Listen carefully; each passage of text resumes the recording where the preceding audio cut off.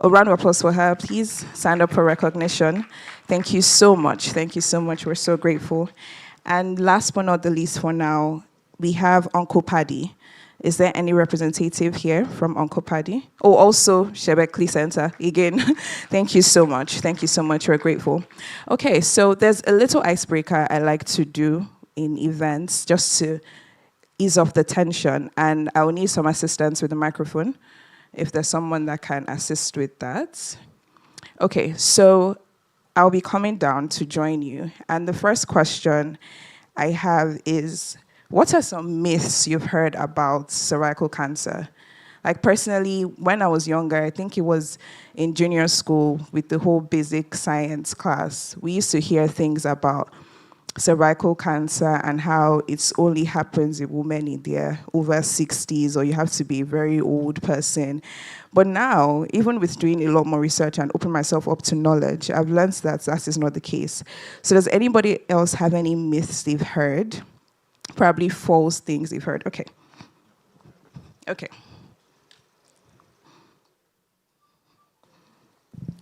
Good morning, everyone.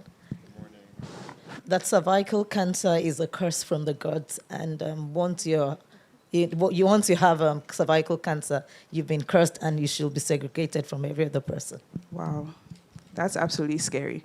Because imagine a woman in that position. I think there's someone else up there. Imagine a woman in that position feeling so confused, especially without enough knowledge, and they feel like they need to be segregated. Yes. Good morning. Good morning. So there's this lady that came to my secondary school. Okay. That was years ago. And do you mind standing, please? Oh, thank you. Sorry, thank you. Okay, and she was talking about the girl child education and all of that. She was trying to encourage us about dangers that comes with abortion. And she said that one of the signs of someone that committed or undergone any form of abortion is cervical cancer. Wow. And it's because probably some insertions and all of that, so they've tampered with their womb, so you definitely have cervical cancer, yeah.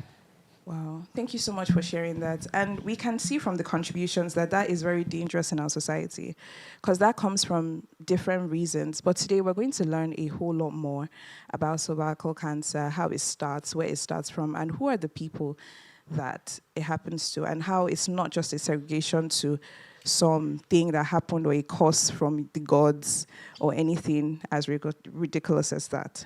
Okay, does anybody else have a myth they've heard?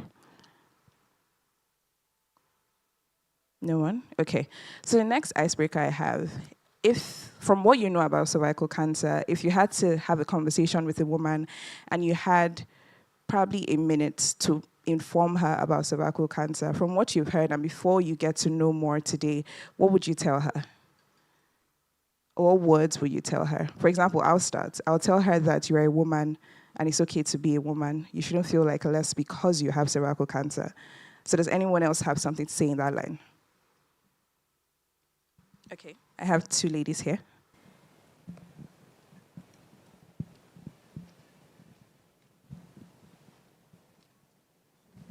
Thank you. It's a pleasure being here. I will tell the lady that early detection is key. I will ask her to go for screening and be sure that he or she, it cannot happen to a he, that she's free by testing. So I will talk about testing. Okay, thank you very much, Ma. I think there's someone else in the front. Here.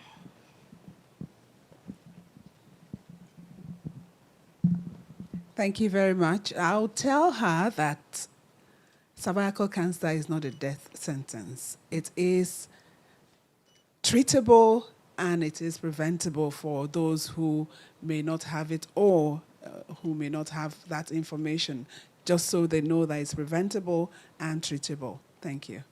Thank you so much. Thank you. Anybody else?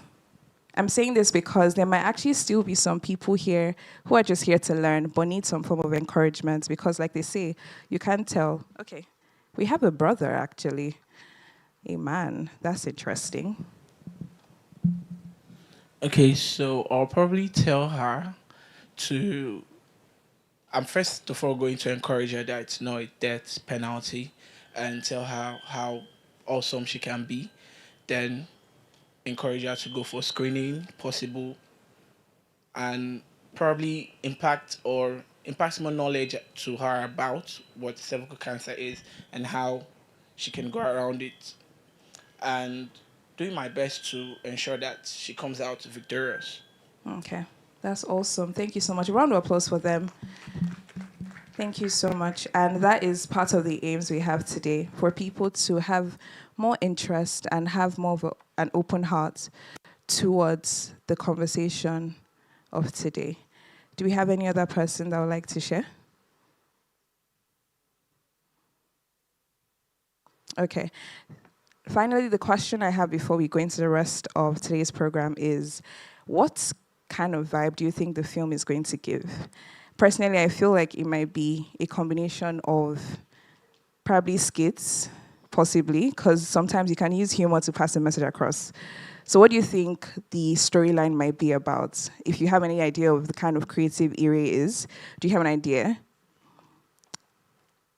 of what the storyline might be about? Do you want to guess? Could it be about a child growing up and then she finds out about cervical cancer? Or could it be a mother? Actually, I want you to answer. I kind of saw that coming. I feel like because I've seen the film, it might be unfair to everyone. But, Ire does really good things, so I expect something that's going to blow all of our minds. Okay, awesome. Now I can proceed to the keynote address. Okay.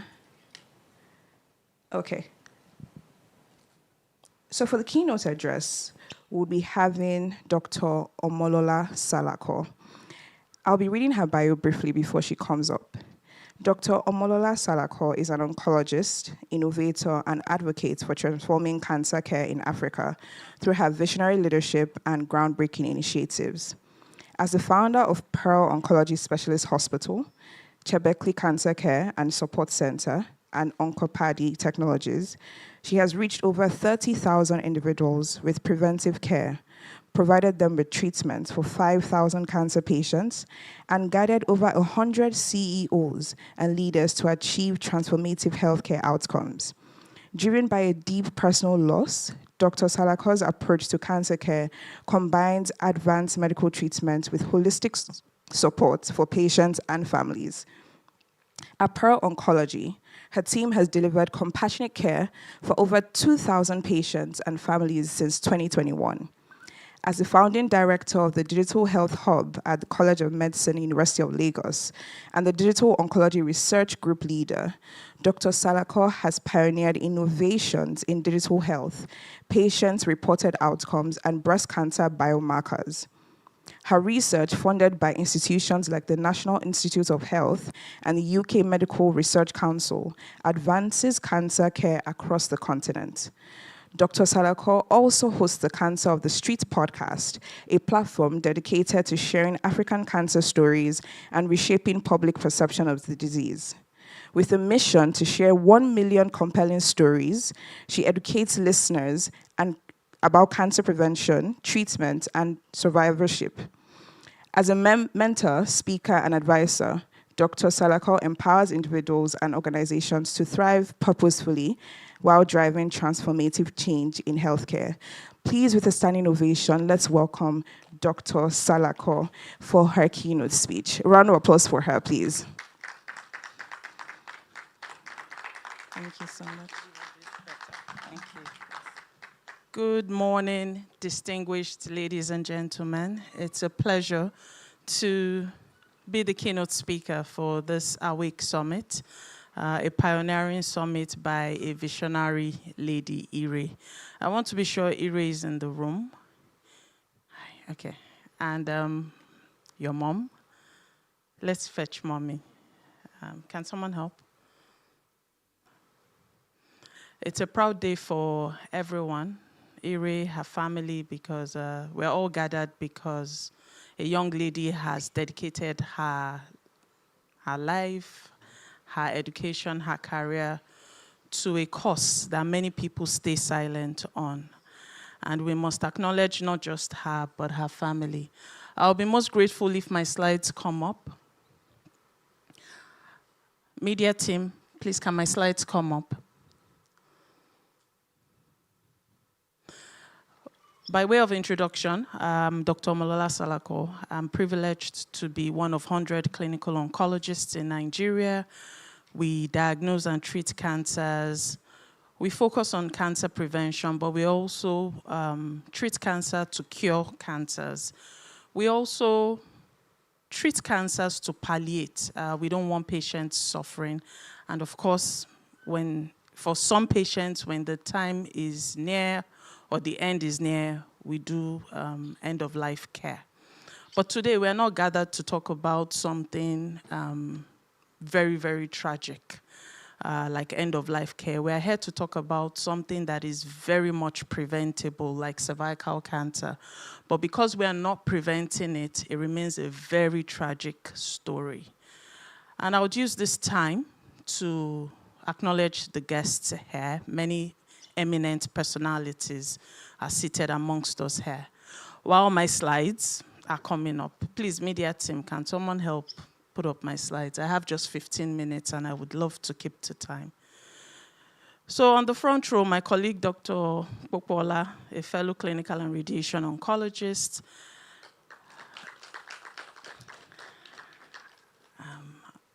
Dr. Mrs. Tinu Lawal, representative Lagos State Chapter Chairman of the Nigerian Cancer Society.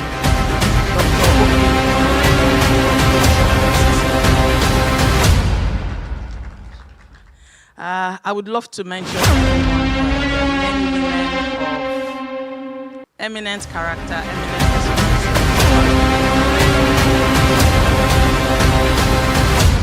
Speak to them and introduce them.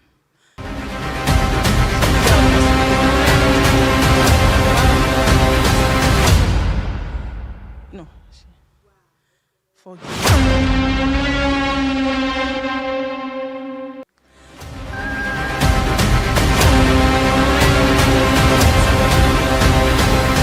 Oh, you look beautiful. You're aging gracefully. Oh, wow, welcome. While my slides are coming up, I think I'll just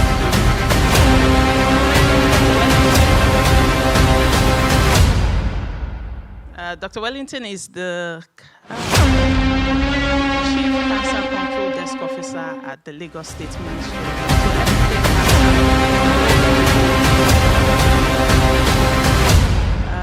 We have many survivors here. Mrs. Finney, welcome. It is because of people like Mrs. Finney to come out and talk about cancer. We should not be talking about cervical cancer because women should not even have it. So as we all are here, you all have assignments. You will learn some new things, you will know some old things, but the most important thing, excuse me, the most important thing is that you become an awake champion, an awake ambassador. Personally, where I sit, I do not need to treat cervical cancer, period. But every year in Nigeria, we treat 14,000 cancer cases. It doesn't make sense. We don't even have enough resources to treat. It is expensive to treat cervical cancer. But because women are not doing their pap smear, their HPV DNA testing, are too scared for follow-up, they end up carrying the disease for 20 to 30 years, and then they become my patient. Unlike breast cancer, that we cannot really prevent, or prostate cancer, we can't prevent it. But for cervical cancer, we can prevent it. And we know why we can prevent it, because it is caused by the human papilloma virus. A virus, if you are sexually active, whether you've had sex once, or you've had it twice, or 1,000 times, you probably have been infected.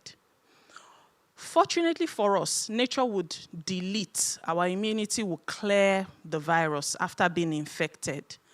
But for some women, that virus will not go. So let's say a woman has sex at 30 years old or has an intimate session at 30 years old, and she gets the virus. If the virus hides in her cervix for 10 years, she's 40, stays in the cervix, another 10 years, she's 50. Then she's 55, then she just complains, oh, I'm seeing blood. I'm seeing blood after okay, she's 55, let's say she's menopausal now. She's seeing blood after menopause.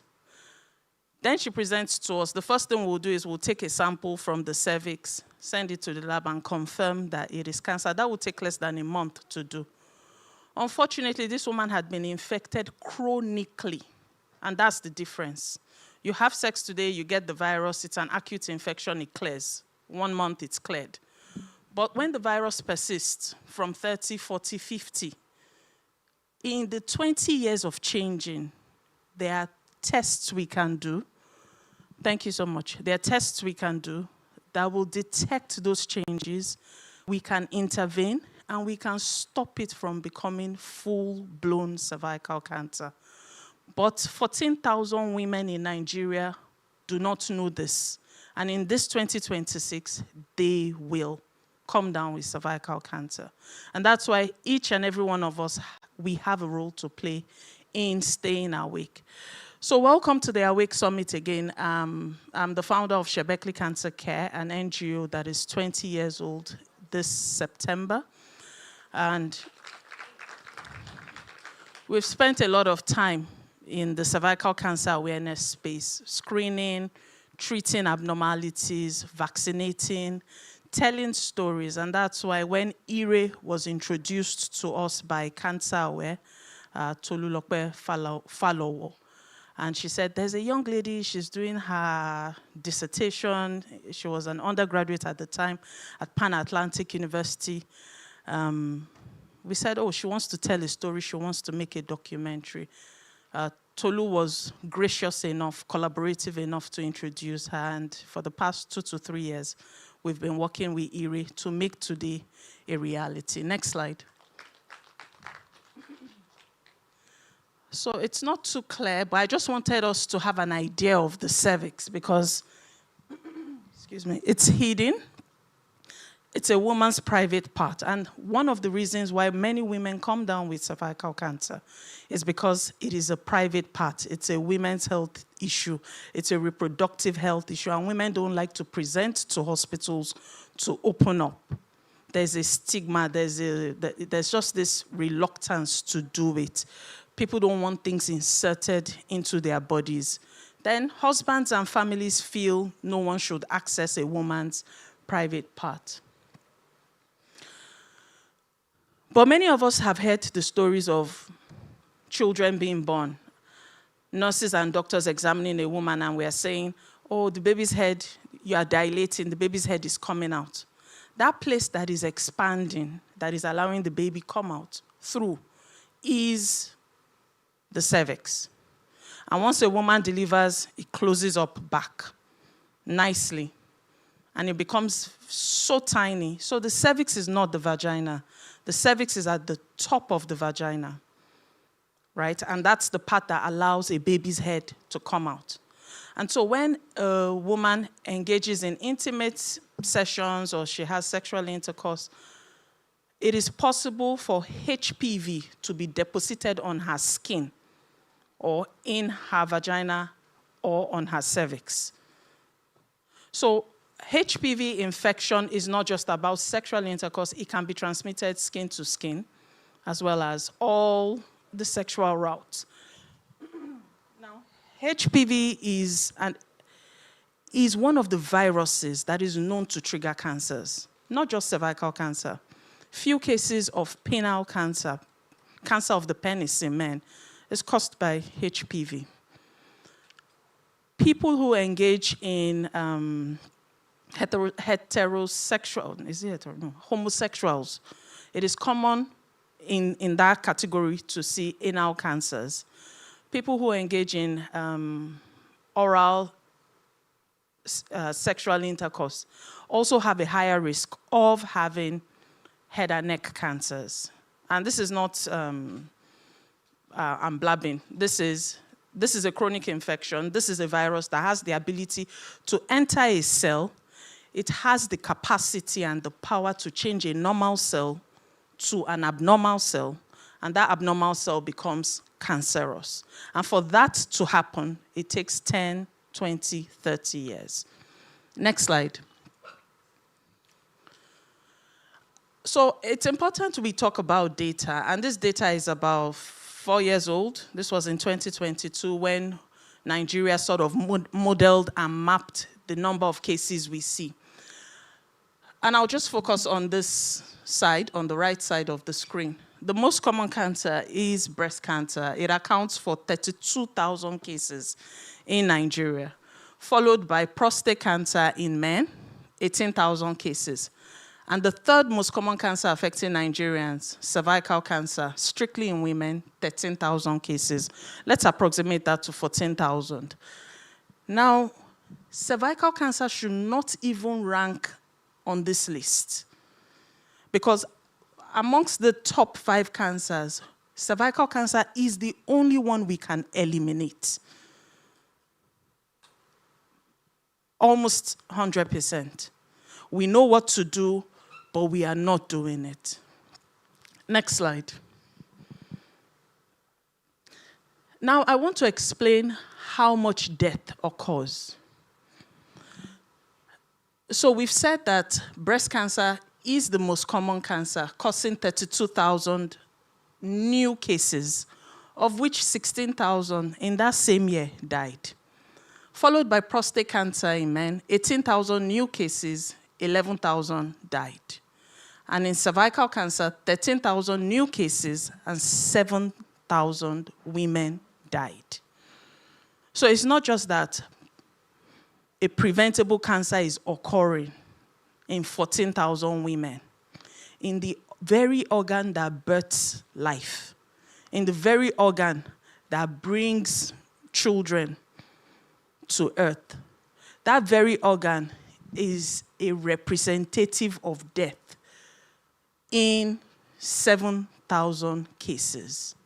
So is it not sensible? Is there no wisdom in preventing this disease? Do you think there's wisdom in preventing this? There is wisdom in preventing it. Next slide, please. And so 3 weeks ago, I managed the case and I posted it on LinkedIn because it got me upset just thinking about how we keep getting things wrong. The government is trying. I wouldn't say it's doing its best. It's trying. It's doing something. The cancer advocacy organizations are doing their bit. But at the end of the day, the women are still dying. We're not moving fast enough.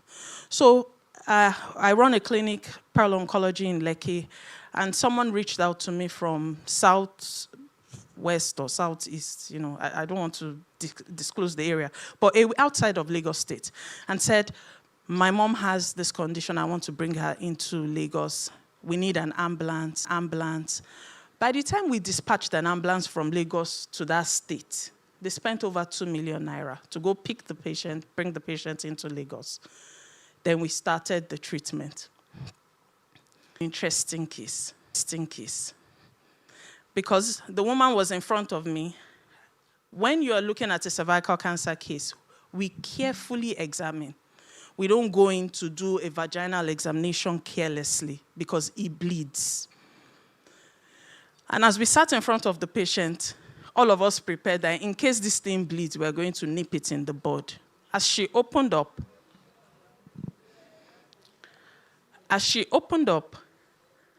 there was a mass from her private looking at us.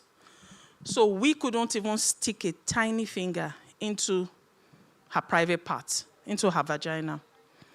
And as I looked at the mass, I got confused, and I discussed it with my colleague. I said, what kind of mass is this? This is not cervical cancer. We took a sample. It was hard. It didn't bleed. We sent it to the lab, and it came out as condyloma acuminata. And I was like, what on earth is that? That is not a cancerous language. That's not our language. So we went into our books, our guidelines. What was it? Simple warts. But this wart was so big that it had obstructed the entire vaginal canal and was popping out. and we couldn't, go in to examine her. So I called the pathologist and I said, this woman has presented, she's breathless. And on imaging, her chest shows there are masses in her lungs. This is cancer. You have to find the cancer, otherwise I can't treat. Then he went and looked the second time at the slides and then said, oh, there's a tiny foci. I see some cancer cells. So we went back to her and we said, we have now diagnosed you, ma. You're stage 4 cervical cancer. So what is the treatment? There's no treatment. It's too late. Next slide. Okay, hold on. Sorry. What was tragic about her story was at 23 years old, she already had genital warts. It had been there. Now, genital warts is caused by the same virus, HPV. But because she felt, I don't want to open my private part, I'm a young lady, I'm not married, I don't want them to do this or do that, she kept quiet until she was in her 30s, then went to the gynecologist. And the gynecologist said, do 1, do 2, do 3, and she ran away. And stayed silent, but she knew something was growing within her. Then she presented to us this year, in her 50s, 30 years, active years, healthy years had passed, and everything medicine had to offer and could offer, she declined it, ignored it, stayed silent until it was too late. At the end of the day, they spent a whole lot of money just to arrive at the point of we could not treat because it was advanced and it was too late. When we followed up with her family, eventually we diagnosed and we said we couldn't treat because she was breathless. The lungs had failed. What do we want to do? Give radiotherapy, give chemotherapy, which in cervical cancer, when we catch it at stage 1 and stage 2, it's also curable. But we had picked her at stage 4 and it was too late. So we advised them it's better she goes back home to be near her family. She returned with full medical support in an ambulance on oxygen. She was on oxygen from the moment she left her state into Lagos, throughout her stay in our hospital, and on her way back. And 2 days after, we learned she passed for a disease that is preventable. And that is the story of 1,000 women in Nigeria. Just last week, we managed an elderly woman with lovely children, and she passed on. We provided her end-of-life care. She had had a disease for about 5 years. When she passed on, her children were, in grief. They had broken down. And the daughter was saying, we just wanted Mama to stay with us longer because she suffered. She really suffered. And now, God just blessed us, her children. She has only traveled once in her life to Canada. And we wanted her to do more. And this is the reality for 14,000 women this year, simply because the very children who paid millions to take care of her didn't know that she should have done a pap smear about 10 years ago. Next slide. So just to go deeper into the human papillomavirus, because many of us here, if you've engaged in sex once, I didn't say once, once, you probably have been infected with HPV. But God is good. He usually would give us a strong defense mechanism. Our immunity will clear it away. But in some instances, these viruses are brilliant. You see what COVID did? Brilliant virus. HPV is also very brilliant. It knows how to hide from the immune system. So there are 2 types of HPV I want to highlight. There's the low risk, the ones that cause the genital warts. And there's the high risk, the ones that cause the cervical cancers. What HPV does, it gets into the woman's body, the immune system finds it, deletes it. That's what we want.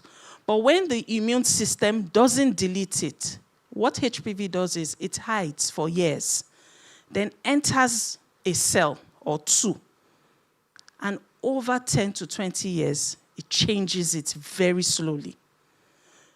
So it is not that the cancer is transferable or is infective. It is the ability of the virus to have cancer triggers. Change the cell from normal to abnormal, abnormal to cancer, and then we say it's full-blown cancer, and that takes 30 years. So there's the DNA hijack where the high-risk HPV just goes in, changes some of the proteins in the cells, and starts the cancerous process. Then there's the precancer phase. Now, the precancer phase it is an abnormal cell, but it is not yet cancer. This is why we recommend Pap smear. When you do a Pap smear, we are looking for the precancer phase. When you do a Pap smear and we say, oh, we see CIN1, CIN2, CIN3, there are 3 precancer stages. CIN1 and 2, we keep watching it. We keep repeating the Pap smear. But for some CIN2s and 3s, we treat. Thank you. We go sources. I would rather treat a breast cancer patient than treat a cervical cancer patient. If we had prevented that cervical cancer, she shouldn't be taking up time. And that's why when they say the hospitals are busy, are full, the doctors are cranky, we are doing our work, we are doing our research, but we're also wasting time treating what we shouldn't be treating. So please, I would like us to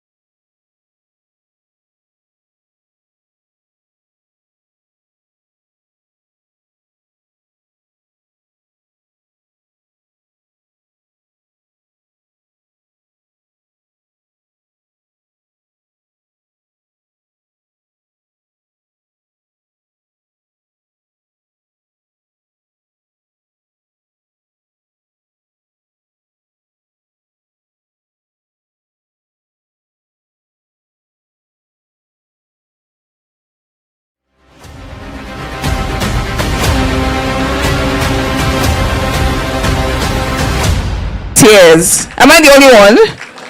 That was beautiful. Ire, thank you so much. And to the cast and crew, can we have you join us on the stage, please? A round of applause for them. There was a lot of hard work, effort, excellence, as you can see, put into this.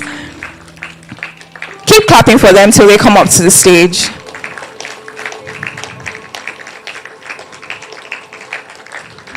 Peace. Amazing, beautiful. Thank you. Awesome. Awesome. Awesome. That was absolutely beautiful. I know Fikaya, I'm wiping the tears as well. That was beautiful. You deserve to be celebrated. Well done, well done, well done, well done, well done, well done. And now, is there any other person you'd like to invite to the stage? Okay. Mrs. Feeney, Mrs. Akel, can we have you on stage? I don't think everyone is here, but those that are here would... Oh, sorry. You can use the stairs, ma.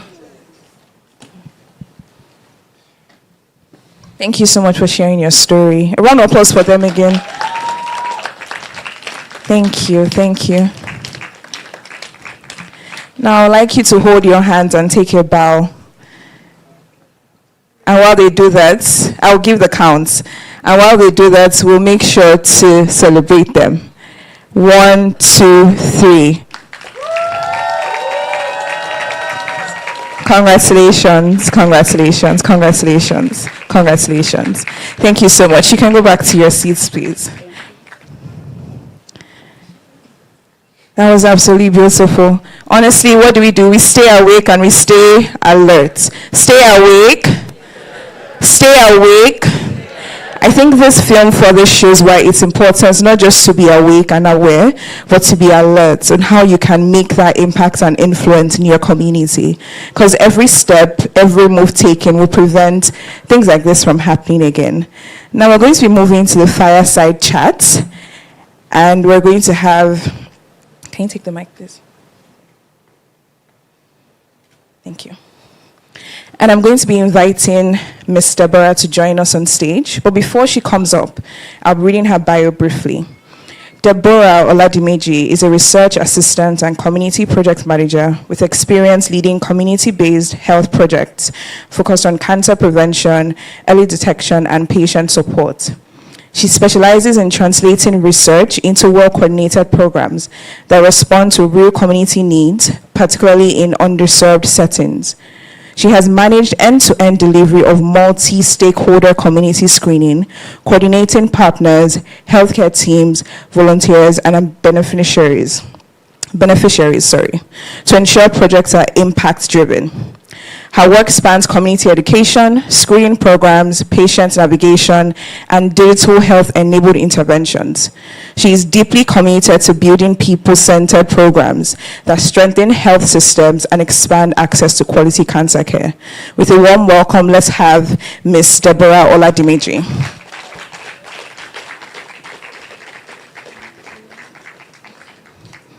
Thank you so much for all you do, and thank you for joining us. Okay, let me help you with that. Okay, so this fireside chat is just to add a bit more knowledge and just shed more light on what the experience was like. And it's basically from the story to actually bringing it to a reality. As we all know, we already know Ire, the star of the moment. A round of applause again for her. I hope you're not tired of the, the accolades. Okay, so I have a couple of questions here just to help us better understand what the process was like. And this first question is to you, Ire. So the Awake documentary began as a final year project for you, but it clearly became something much larger. So what was the moment you realized that the film had a mission beyond the screen? Thank you for that, Fikemi. That's an interesting one. I would say, I feel like it started when I started interacting with the women who experienced the cancer. The process of shooting the documentary really was when I started realizing how important it was for the message to be told. But ultimately, I would say I realized it was growing into something bigger when I was almost done producing this out, but like, how do I do it? And I don't know, I did not think it was going to get to a campaign. Like, I was literally like, okay, I want to put this film out in Cervical Cancer Awareness Month.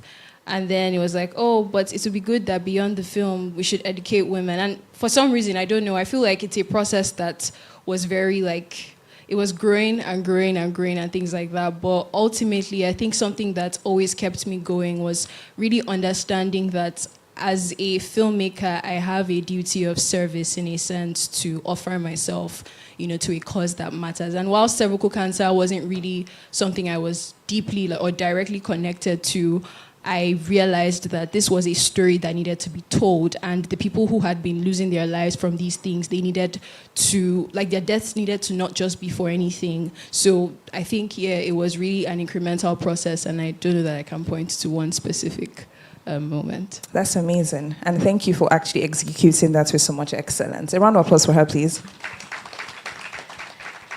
So the next question I have is to Mr. Bora. So from a health advocacy standpoint, what did the film do that a community program alone could not do? Oh, wow, that's huge. The film is doing more and will do more than a community project would do. And I would say it will back up the work that the government is doing and other NGOs are doing. Now, film, as we all know, it will reach far and near. So many people that may not make it to a screening ground, so many people that may not be aware or be in a place where an awareness is taking place, they will see the film. We have seen films that have gained thousands, millions of views, and I know that Awake is going to get this view that will touch someone, that the person would share this video with someone, and it will go viral. And as it's going viral, as it's working around, it's doing that job that one community screening cannot do. One community screening, we may have like 200 women together where we are educating them, but this film, we do more than 200 women at a time. Thank you. That's beautiful. And that's something called a ripple effect. It keeps going on and on. Thank you. Round of applause for them again. So this question is to the both of you. When we look at creative storytelling and health advocacy, they speak very different languages. So where have you found that they genuinely strengthen each other, and where have you felt the tension? Okay, so I would say that creative storytelling naturally strengthens health advocacy work because, when a story is being told, it connects deeply to emotions and things like that. When you experience an audiovisual narrative medium, it's engaging multiple senses. You're connecting to, the emotions of people. So that would naturally increase or intensify the impact that health advocacy on its own won't do. So if you come and tell a woman, for instance, that, oh yes, cervical cancer is not good for you, you need to get vaccinated, you need to get screened, it might not be as impactful as if you have somebody who had the cancer, who lost their life, sharing their story, because human beings connect to experiences. So I see in health advocacy, or as creatives generally, finding ways to connect emotionally with people would naturally help people change or change their behavior positively, really, because they are connected to what is being told. The tension, I would say, is in the aspect of creative freedom and health advocacy. So sometimes, for instance, you might have issues being able to creatively execute something whilst also being accurate in a sense that you're not misleading people based on your creative expressions and things like that. So I feel that is where there can be a tension. But ultimately, I don't know. I don't think there are rules specifically, and yeah. Okay, Mr. Bora, do you have a different view? Just to buttress what she had said, okay. The strength in it is that, like she said, there is the emotional pull where you are speaking to the emotions of people. And when people hear from people that has gone through things, it happens to me, and I know it happens to everyone. Like a survivor coming up to tell you their story, it connects more and it connects deeply. Now, where the tension lies is when, for storytelling, you want people to come out to say their story, to share their story, but you're not getting enough enough people to actually stand up and say, yes, I've been through this. Like we've heard earlier today, there's this stigma around cervical cancer and the like. So that's the tension, I would say, it's in this space, both for health advocacy and also for storytelling.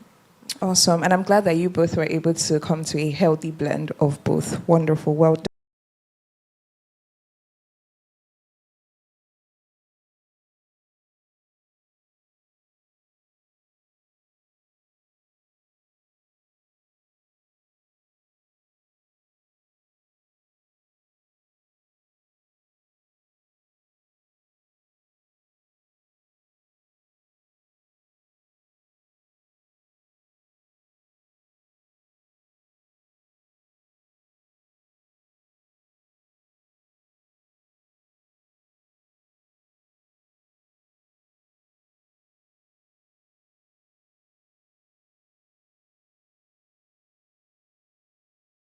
Enjoy spending time with family outside of work. Thank you so much, Ma, and I'll hand over to her to moderate this panel. Thank you. Thank you so much. I'm so happy to be here and to see your beautiful faces. This course is one that everyone should be interested in. And if I can just quickly go back to that film, it's really touching. It's not just because you see the lady that is blindfolded.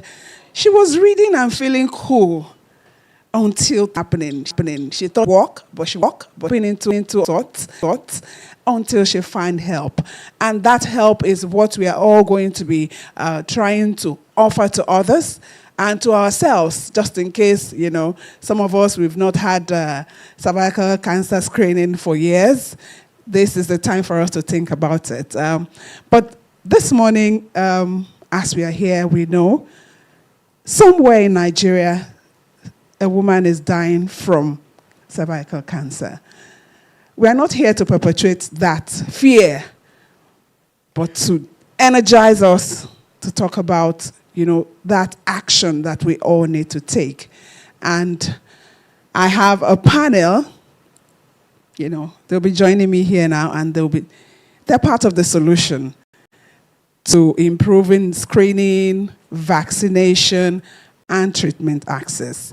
Okay, let me start first. If I can just quickly.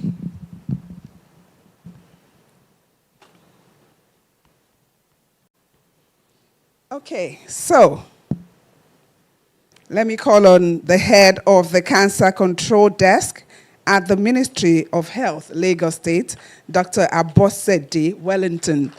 Please put your hands together for her. They are the ones putting the policies together, driving this course at the state level. Please put your hands together as she comes on stage.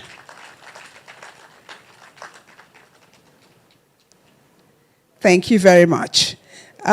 Also, we have the chairman, Nigerian Cancer Society, Lagos State, and founder at Tinuke Cancer Foundation, Princess Tinu Lawal. Please put your hands together as she comes on. Thank you so much for your time and all that you do. Next is the President, Medical Women's Association of Nigeria. She's also the Medical Director, Ibejuleki General Hospital, Dr. Ime Okon. Put your hands together. Dr. Okon, it's been a long time. Let me also call on the Medical Director of Lakeshore Cancer Center, Dr. Oge Ilegbune.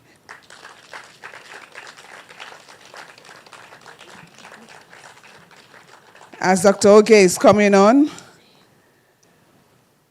the last but never the least, we have a radiation and clinical oncologist, Dr. Pokuola Olaiya. Please put your hands together for them.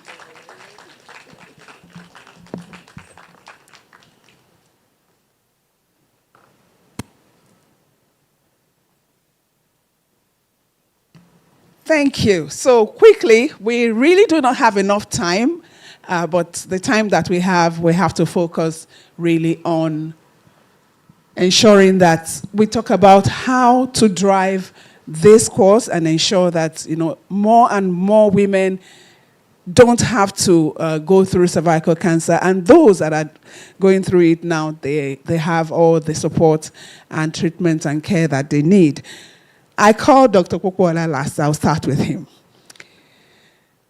We have seen in that film, and we've heard from Dr. Salako earlier, about how people present late.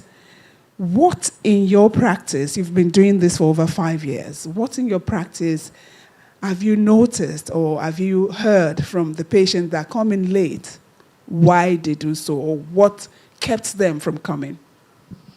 Okay, thank you very much, Ma, and I'm very grateful to be here, and I appreciate those who have spent their time to also be present. So to your question, just like Dr. Salako was saying when he was giving the keynote address, breast cancer, for instance, is very obvious.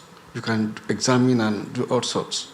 But unlike the location of the cervical, of the cervix, which is far hidden there, so it's not really very obvious, except people who are aware of it too, who present themselves for screening.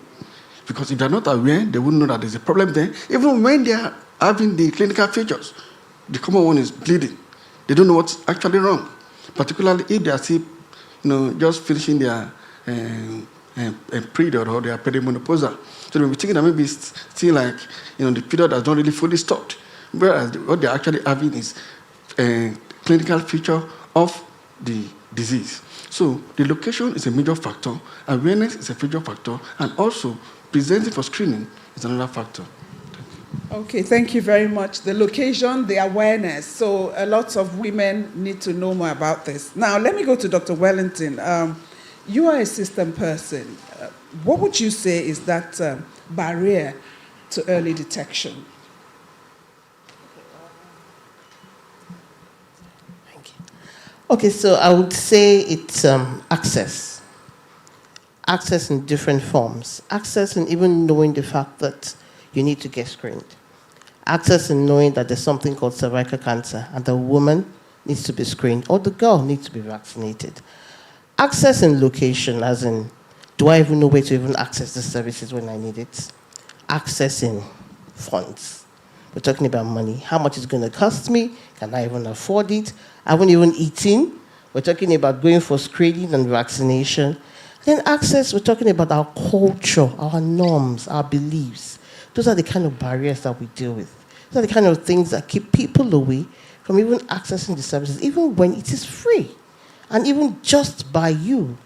Those are the kind of things that we deal with every day. And those are the kind of challenges that we have to deal with to be able to get people to come in, get screening, and then the girls to get vaccinated. You know what happened when HPV, we've been having HPV vaccination in this country for decades, no issues. But suddenly, the government brought it in and it was free of charge. And then what happened? Rumors, stories up and down. We didn't have to pay a dime for something that was costing us thousands, tens of thousands before. What happened? And then suddenly, the girls will become sterile if they get the vaccine, or they won't have children or something. All sorts of things happen. Those are the issues that we deal with. Those are the barriers that block people from getting access to these services. Thank you very much. Let me quickly go to Dr. Okon. She's talked about one of the myths. If you take the vaccination, you're going to be sterile, you would have issues and all of that. As a woman, as a president of the Women's Medical Women's Association, what are some of those myths also that you have heard in your interaction with women on maybe medical outreaches and even in practice?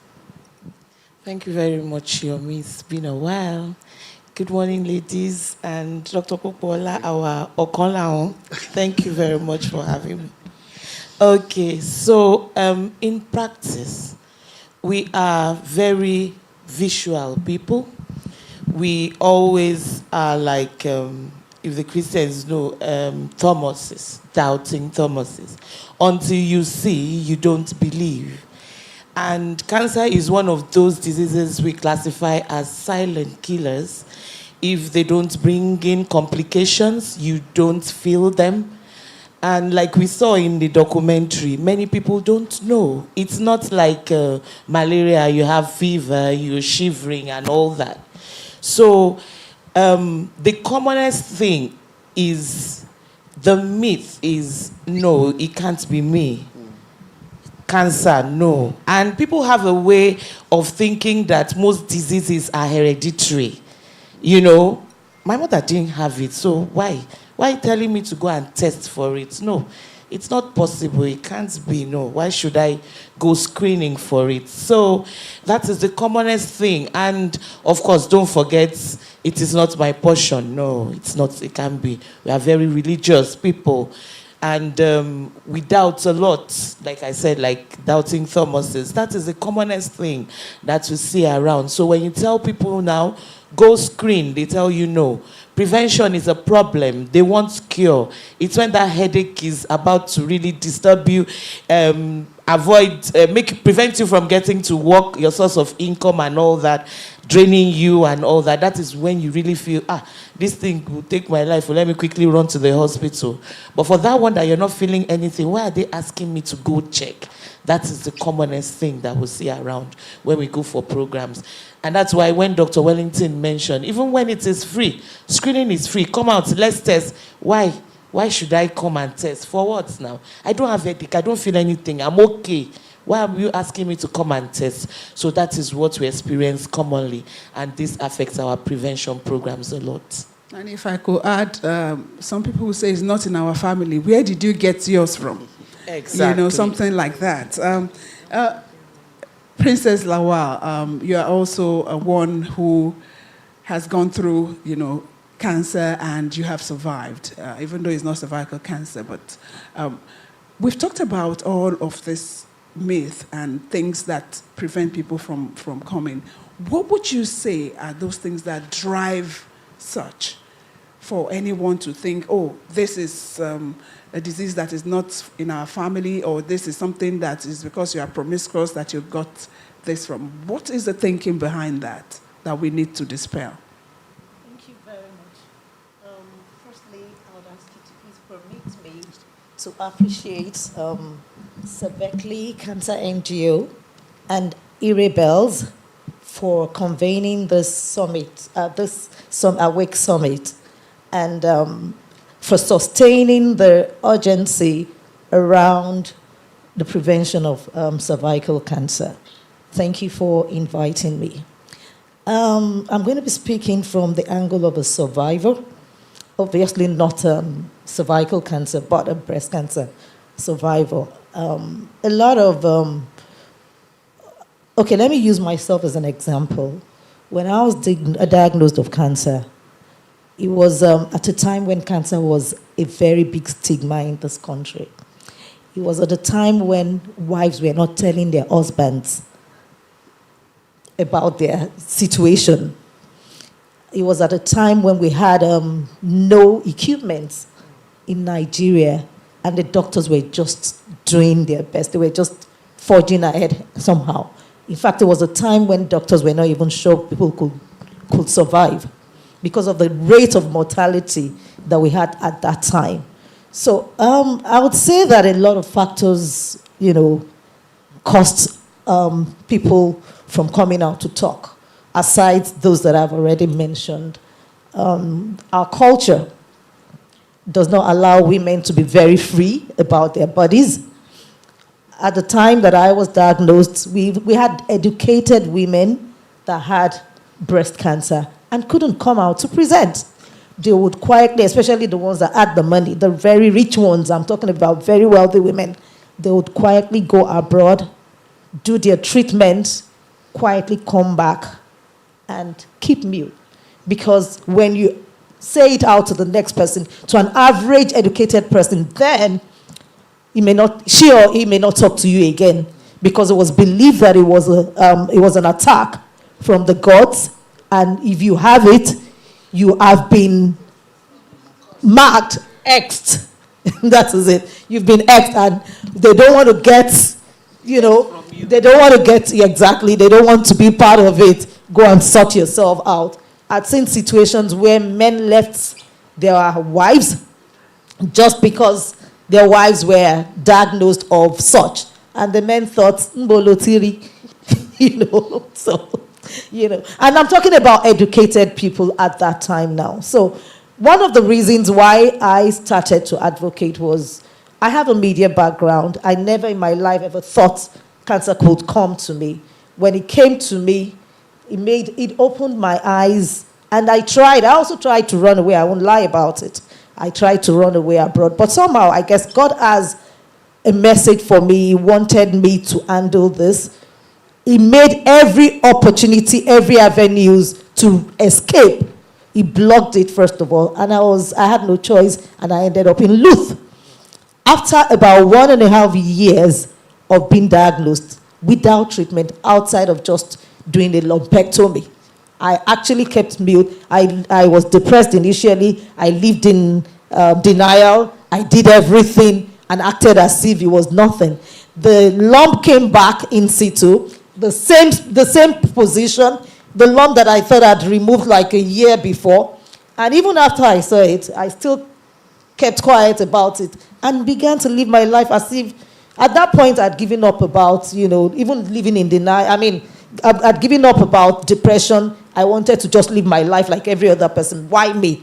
Was what was in my mind, So when God was going to help, I would say it was God that just helped, because I walked to a place where they were talking about cancer, despite the fact that I had made sure that I wasn't saying, and I didn't want to see or hear anything about cancer or anything that would even remind me of the situation that they said, not me, that I was going through, So help came at a time when I needed the help, and I met the right people, who eventually treated me. May the soul of a Professor Ajekigbe rest in perfect peace, wherever he is right now. So I would say stigma. Yes, stigma. And then our religion, actually. Religion is also a barrier. A lot of us, because of our religious backgrounds in Africa, we believe that everything, when things like this happen, just run to church, or maybe because of what we've heard, what has been preached to us about God and all. But God himself would not come down from heaven to do it. He's definitely going to use the hands of maybe the experts to, cure you. And then also, apart from religion, we've spoken about religion, we've spoken about culture, education. That's also very important. A lot of people do not even know that you can cure cancer. They actually believe that the only way to cure is by going to the herbalist, or using the alternative way to cure cancer. Okay. Yeah. So we have a lot of factors, stopping people or pulling us back from coming out to speak. Thank you. Thank you very much. Stigma, religion, she mentioned, culture. Let me come to you, Dr. Iligbune. All of this, you are in private practice too, and I'm sure you've seen a couple of people too. How do we tie this? If we go back to the film, you can see that, I think one of the survivors, the mommies there, said, she was praying and then still accessing care. How can we marry this? Thank you very much. Hello. Okay, better. Thank you very much, Yomi. Just before I take that question, I think I want to say thank you to Ire. We're in the space. Dr. Salako is here. Everyone is here. You brought us together. And it seems like we're sort of saying the same thing we say in other spaces, but actually there's also a different perspective here. I also want to say thank you to the survivors here, Mrs. Finney and Mama, and also Princess Tinu for sharing her experience. I think there's no one clear answer here, but just listening to what everyone has said, and our own experience, and also sort of representing the Healthcare Federation of Nigeria today, I think what is very clear is that everyone has to be awake, just to borrow the theme of today. And being awake means that there's a lot of collaboration and partnership that we actually have to come together. Listening to Princess Tinu, mentioning her experience years ago, it just seemed like it was chaotic. Even the doctors at the time were not very clear about, whether this patient would survive or not. But over the years, it's evolving. I remember when I met Dr. Salako some years ago, when she started Sebekli, I had just come back to Nigeria, and there were all sorts of different voices. But what has changed over the years is that we are sort of all coming together. Princess Tinu heads the NCS, Nigerian Cancer Society, Lagos chapter here. There's a global one. There's, the Healthcare Federation that I've mentioned, and, the works of different people. Even Dr. Wellington has done some training. And I think what would help in terms of bringing all this together is that whole one voice. What are they? What are the strengths of the different groups? So you have facilities, you have the oncology units, you have Dr. Popola here, the oncologists. You have the NGOs as well. She's mentioned that Tinuke, they have their own NGO. Lakeshore has their own NGO. And the umbrella associations that can actually bring all this together. But the important thing is, before, I think there was a segregation. Okay, private sector, doing your own thing. Public sector doing your own thing. And it just didn't work, because public sector, private sector, we're still treating citizens of Nigeria. They don't see private or public in that sense. If you come to a doctor, you just want to be taken care of. And with the cancer statistics we are seeing, Dr. Salako kindly shared some. We know there are even more horrific, stories. The truth is, public and private have to come together to have one voice. So, I was mentioning Dr. Wellington and what she's, what they do. We have benefited from some information from them. And I think the way forward is that partnerships and collaborations have to be leveraged on.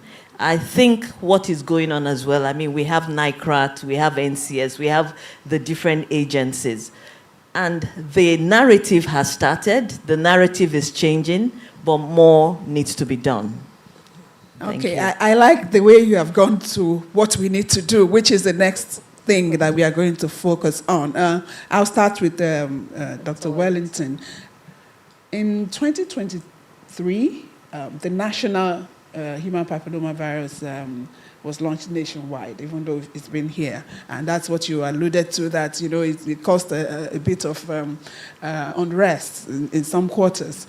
But what is the level that we are in now in terms of, where are we? How is the coverage? And how can we scale up? Okay. Thank you. I would say we are on our way there. Not yet there, but we're on the way. We have started, finally. It took Nigeria a while to actually join the whole world in vaccinating our girls, especially for cervical cancer. And then, like you rightly said, and what I mentioned earlier, the drama that happened when we started it in Nigeria, even though we had been doing it on a very small scale, even before it became a national thing. I'm sure a lot of parents here would remember a lot of schools had to vaccinate female students, and parents had to come together, pay for it and things like that. But now we have a national program, and it is now part of our national immunization schedule. That means a girl can walk into any health facility in the country now and get vaccinated for free. You get the HPV vaccine for free. From years, once you're 9 years and above, you can get it for free. But there's still a lot of work that needs to be done. Our coverage, like I said, we've started. We're not yet there, but we are on our way there. We still need to push out this information to more people. We have so many girls that have not been vaccinated. And every day we make the noise, we push it out there, but still, you know how it is. We need to reach people more. We have so many people in the grassroots, either access, they can't get to the, they don't have anybody to take them for the vaccination. They don't see the reason why they should even get the vaccination. The cost of even going to where they need to get the vaccine, another issue for them. Or sometimes the mothers or the fathers or the people that are in charge of the girls, they just feel like, you don't need to get this vaccine. I've read a lot of stories about this. I don't want to have a barren child in future. I don't want to give you something now that in future I'll be blaming myself for. So many other barriers that we still need to get out of the way. They're still there. And then besides that, we need to really, really educate ourselves more. We need to mobilize champions, let me put it that way, that will push out the word to people. People that people will listen to. It works. I mean, like this documentary we just watched, and like all people have said, you don't even need to say much. Just watching it, you're like, wow. I'm sure everybody in this room has been really educated about cervical cancer today. You didn't have to go to any lecture or study any text, but just by watching that, you get the information. We need those kinds of things that people can learn from, experiences they can buy into. And they see those experiences that they need to share, push out there, and the other people can come on board. So that kind of things that we're looking at. I mean, government is doing a lot. Government is also not doing a lot at the same time. But the truth of the matter is that there is still a lot of work to be done. And like my sister rightly said, we need all hands on deck. We need everybody to play their part. If you are a community leader, we need you. If you're a parent, we need you. If you're a teacher, we need you. A healthcare worker, we need you. You are a big sister, you are a cousin, we need you. Whoever you are, wherever you are, you have a role to play. And if you can play that role, we will continue to advance on this journey to elimination of cervical cancer. It can be done. As Dr. Salaka said, it can be done. We need to start somewhere we started, but we need more hands on deck to get there. Thank you very much. Thank you. Princess Lawal, let me say, stigma you mentioned earlier is a big issue because you don't want to be stigmatized. You don't want the next neighbor to know that this is what I'm going through. How can we demystify that, cervical cancer? How can we ensure, what role will the health workers have, and what role will the next person have in ensuring that stigma should not be a barrier to seeking help when it comes to cervical cancer? Thank you very much for that question. I would say that the only solution to that is education, by educating everybody. And these are the tools to educate are, one, the documentary, the voices of even the survivors themselves. Yes. And then I'm going to mention this, I'm sorry, medical people here. The attitude of medical people towards the patient too should also be checked. I've heard of situations where people presented and maybe the nurses were, or the first person they met was so nasty that, the patient, lost confidence.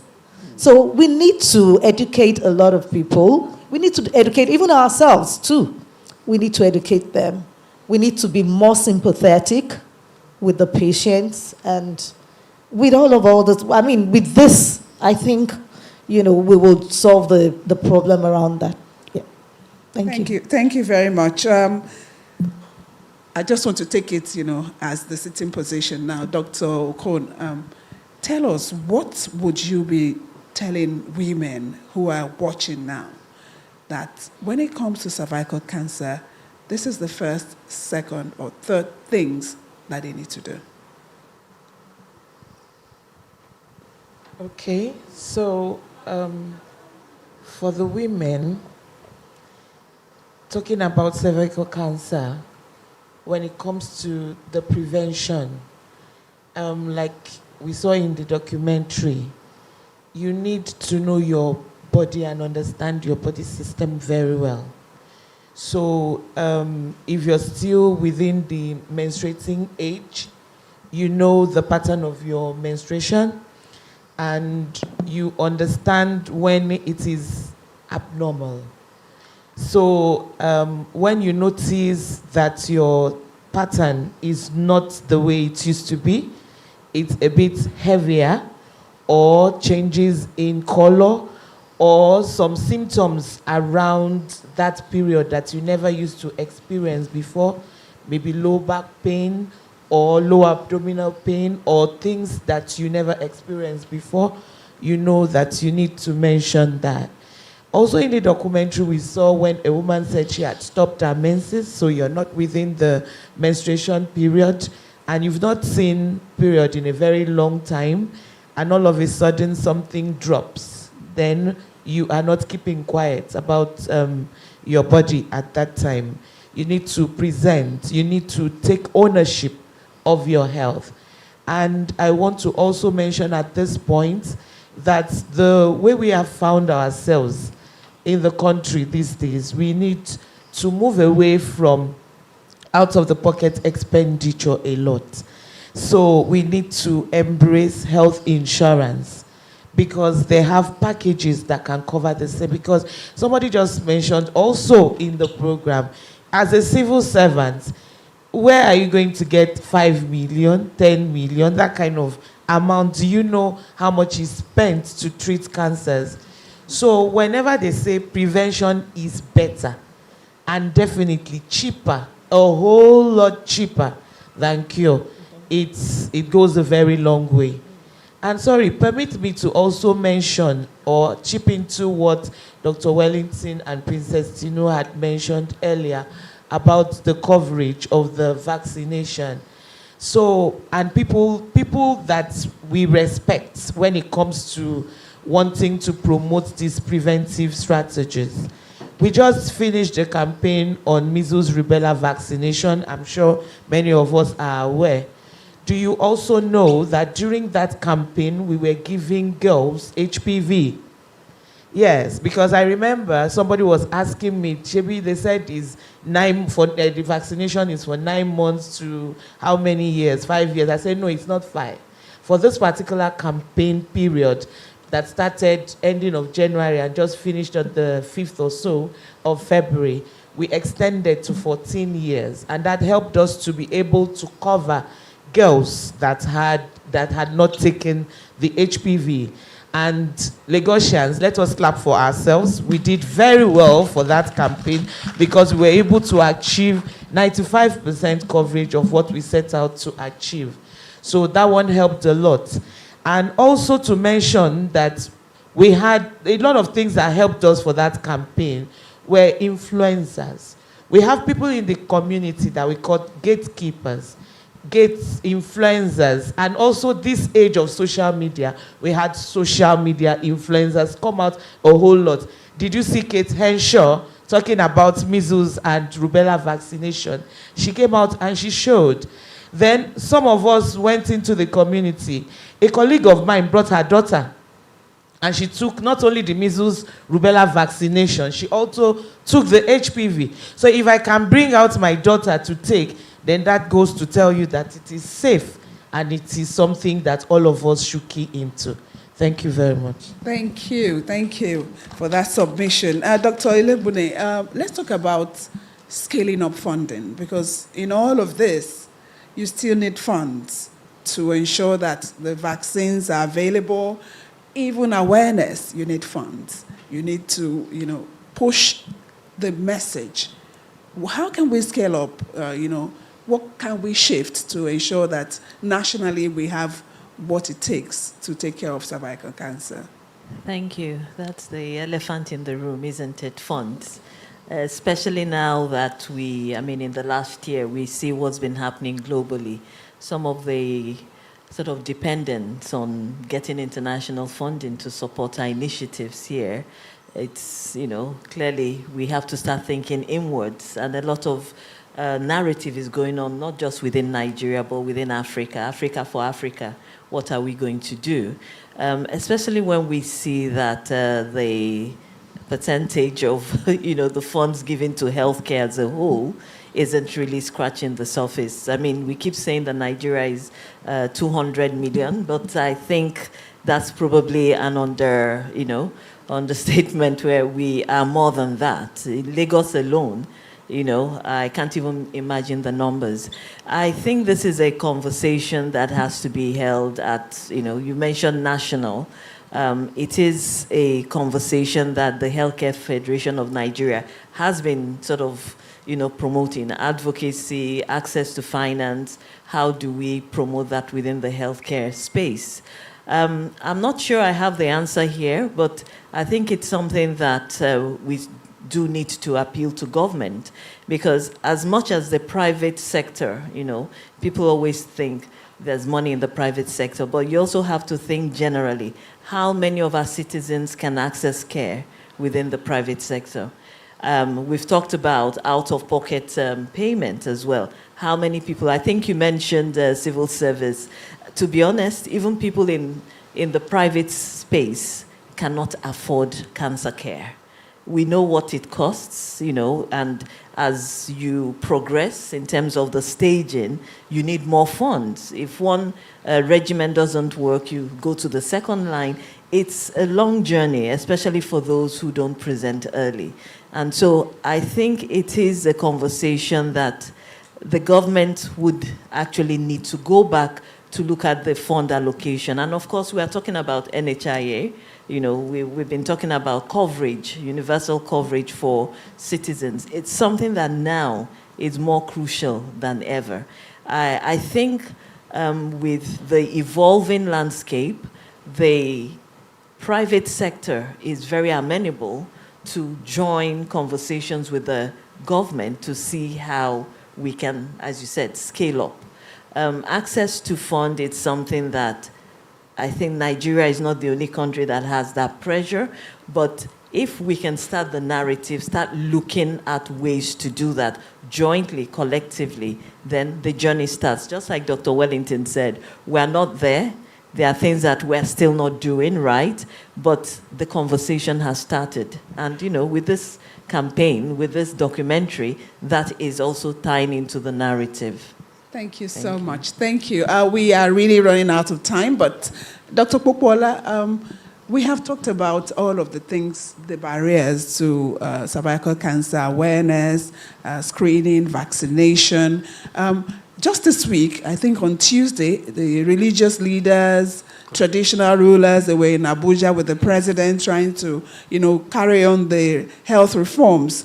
Do you think we should do more of embedding people in the community who the people of that community would listen to, in terms of ensuring that we get all of these messages out? Thank you, ma'am. You are very correct. We have to involve the community leaders. It's very, very important, particularly in our religious leaders, our traditional leaders, our community leaders. They are very, very important. Why? Because this thing we're talking about affects women most. Now, the leaders are people that the women, they listen to. When I was in medical school, I wanted to do medical outreach for some people. And we went to the beggars on the streets. And these women told us then that they would not follow us until we have gotten permission from their husbands. So when I asked them, where are your husbands? Unfortunately, the husbands are sitting under the tree somewhere. So we have to abandon those women and the children on the road side. So we have to go to where the chiefs are sitting and say, please. So they now gave us the permission. That was when those women and the children were able to follow us. So, and that's just on one side. There's some people, they believe they are religious leaders more than their husbands. If they are religious, they tell them, don't go. They will never go. If the husband says, you better go and save your life. That's what my pastor said. But okay, let me give you an example. I'm sorry if I'm taking our time. Quickly, please. Yeah. So there was a patient that came to us when we were in Lut, when I was in Lut. The patient was sick, and somebody generously gave her all the money for the treatment. And this woman went to pray. Then the pastor told her that all the money that I've given you for your treatment, just bring it and you are healed. And the woman packed everything, gave it to the religious leader. Yes, the religious man, and left. After a few months, the disease progressed and was worse. So she now came to us. We now said, we knew that somebody gave you all this money. Where? Then he said, he has given it to, and then go and meet the religious leader and let him, you can see. So they have a role to play. Thank you. Thank you very much. Thank you so much. We'll just have a few minutes to take questions and answers. We'd like to know your name if you have any question and who you, organization or who you represent. And then let's know who is taking your question. Quickly, please. Can we pass the microphone to? Thank you.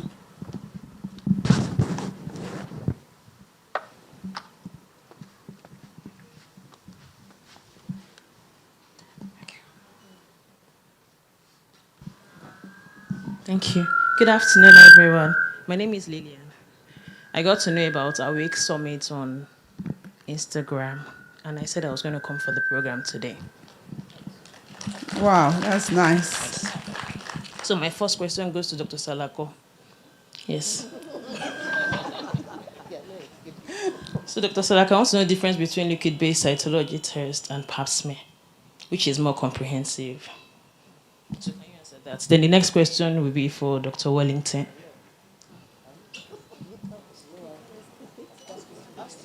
Okay, so the first one, I've asked you that. Then the second one, Dr. Wellington, you are from the Ministry of Health. And for the past 3 years, I went for a free screening. And I did screening, and I came out, they said I had HPV. And that was why since then I said I was not going to be attending anything free screening. We were about 400. So the result came out after 3 months. So I was worried for like 3 months. When I heard that, I started reading up about HPV. My spirit left my body. It was not easy. I could not even tell my parents, because when I tell them, my mom is she's a very emotional person, and she will be worried. Okay. So I called a doctor friend of mine. He said I should go and run a liquid-based cytology test. I did it at clinics. As I did, it was about 23,000 naira. So when I did it... Okay, we need to be fast with this. After like 1 month, it came out negative. So since then till now, every of my female friends, my cousins, I tell them, go and get screened. Let's be on the safer side. So for Dr. Wellington, I want to know how free this vaccine is from the Ministry of Health. You know how Nigeria case is. Because I really need to get those vaccines, because I've gotten mine, but I pay like 60,000 to get mine. So I need to get it for my younger cousins that are between the ages of 9 to 14. Okay. All right. Thank you so much. Thank you. The next question, so that we can take the questions together, and we just have 5 minutes for this. Okay, we'll just give for one more question, sorry. All right, thank you very much. My name is Jesu Tomi Akomolafe, and I'm with the Nigerian Cancer Society. My question goes to Dr. Popola. Please, could you walk us through the cost of treatment of cervical cancer, like from start to finish? We know that may change anytime, but... All right, thank you so much. So we just take the answers quickly. Let's since Dr. Popola has a last question, he wants to know the cost of cancer. I don't know how you are going to put that together. Okay, thank you very much. Actually, I'll just try to be very brief about it. So anytime someone is diagnosed of cervical cancer, one of the things that we have to do after histological diagnosis is to stage properly, because treatment is based on what stage has the person presented. Because stage 1, stage 2, they are early stages. But by the time we go to stage 3, stage 4, they are now like advanced stages that you have to be. And the treatment may not be actually similar to the early stages. So one of the things you do for early stage cervical cancer is that you can do surgery and remove them. So we can manage with the obs and gynae, so that Okay. if surgery is the best option, particularly women who have completed their family cycle. Because a woman who is presenting as maybe in her 30s, that not even married, cannot go and say that I want to remove, the woman want to cut your head. You understand what I'm saying? So, but if it's advanced stage, we use chemo and radiotherapy together. Okay, so the cost will be dependent on what stage? Yes, correct. And okay, all right, thank you so much. I hope that answers your question. Dr. Wellington, since we are here, please help me. You can meet me personally. Talking about the HPV vaccines, are they really free? They are free for girls aged 9 to 14.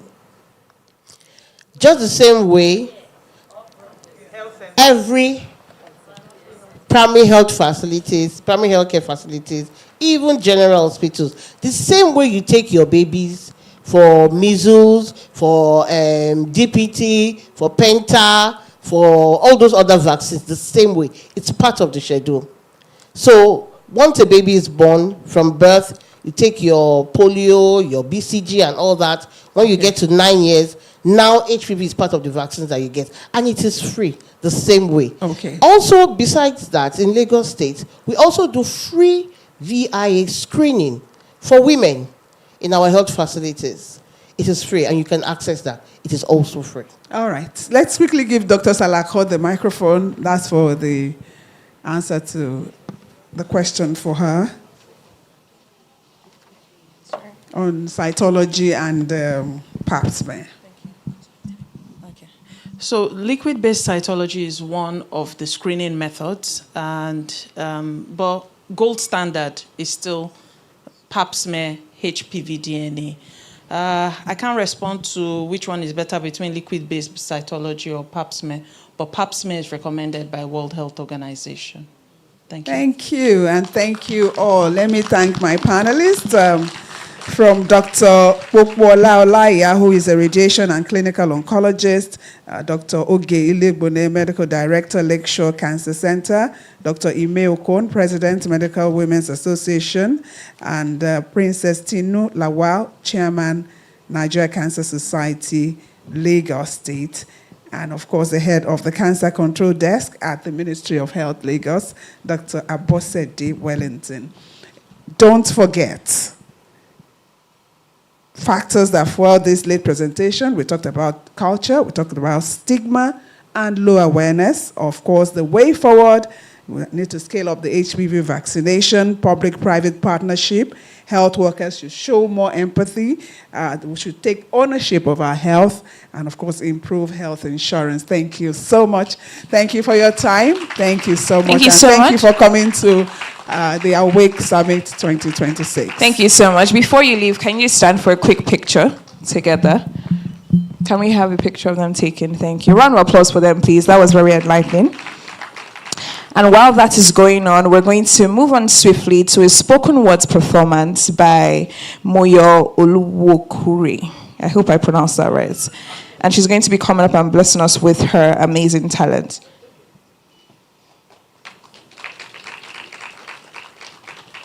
Awesome. Thank you very much. And a round of applause for Moyo as she comes up. Okay.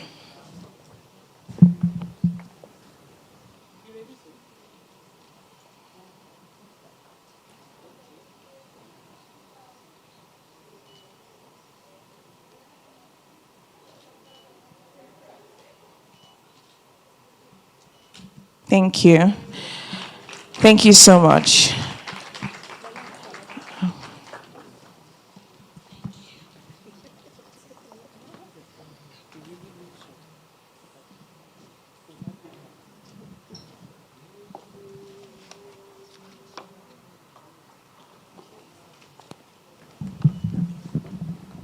All right, and a round of applause for Moyo Sola Oluwokure as she comes up to give her spoken word performance.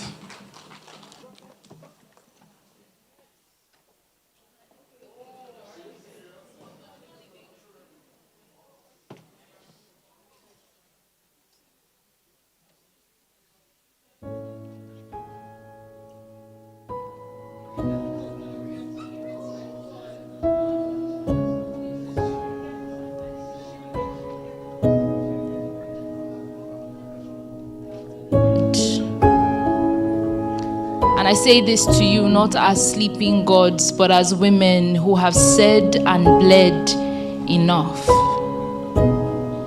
As mundane as it might seem, a screening or vaccine can be the thing that changes things. And we owe it to the hundreds of thousands of women whose homes have been shaken, whose lives have been taken by a should never be that was. This is not just another worthy cause. This is a nasty thing that must be named. It is an unwanted stranger, an unspoken word, a silent danger that threatens every girl and woman you love. So we must drag it, kicking and screaming, to the center of this stage and make it sing. Because the most painful things tend to thrive when they are unseen. But today, we have put it up on a big screen, so will you do what it takes? Will you lay hold of all the authority that is set before your face and arise to the substance of your faith, that this year's death rates reach a record low, that women are no longer taken by something that they don't know? And I pray you don't know the beating of the breast. I pray you don't know the restless regret that comes with wondering what went wrong. Just as the bard must write and also sing her song, we must hope for long life with more than just long prayers. We must let action peel back the layers that fear has folded over us. Allow love embolden us to take life in all its fullness. Do not deny yourself the goodness of being guarded against infirmity. You see, there is privilege in prevention. Or can you begin to mention how the past courage has saved you from the present ache? I know that you are not sleeping gods, but I say this as an offering that I hope you will take. The sun is up. It is time to awake. It is time to awake.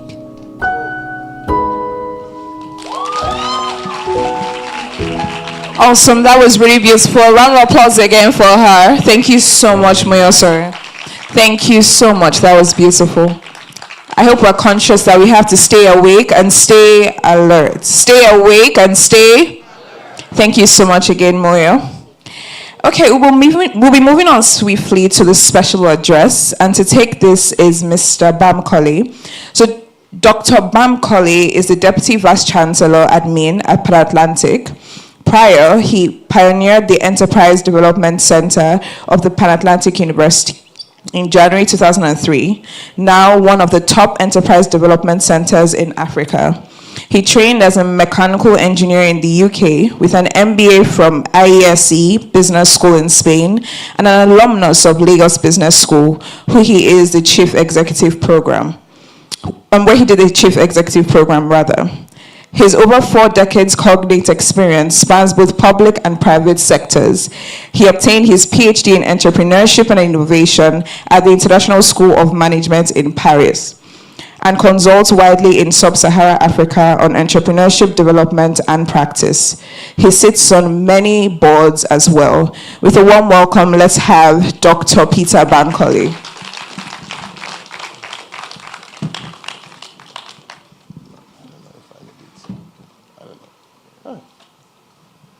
Interesting. I'm seeing one of my students again. Yeah. First of all, this is something I'm loving about this. All the ISMS people, shout out to you. I have the Dean, Professor Olushola Oni, also here. Thank you. You know, when they hounded me to come here today, I was like, why me? First of all, I'm not a female. This thing is cervical cancer is for women. So I told them, please, get Professor Oni or get Dr. Neka. They are likely to speak better than me to this gathering.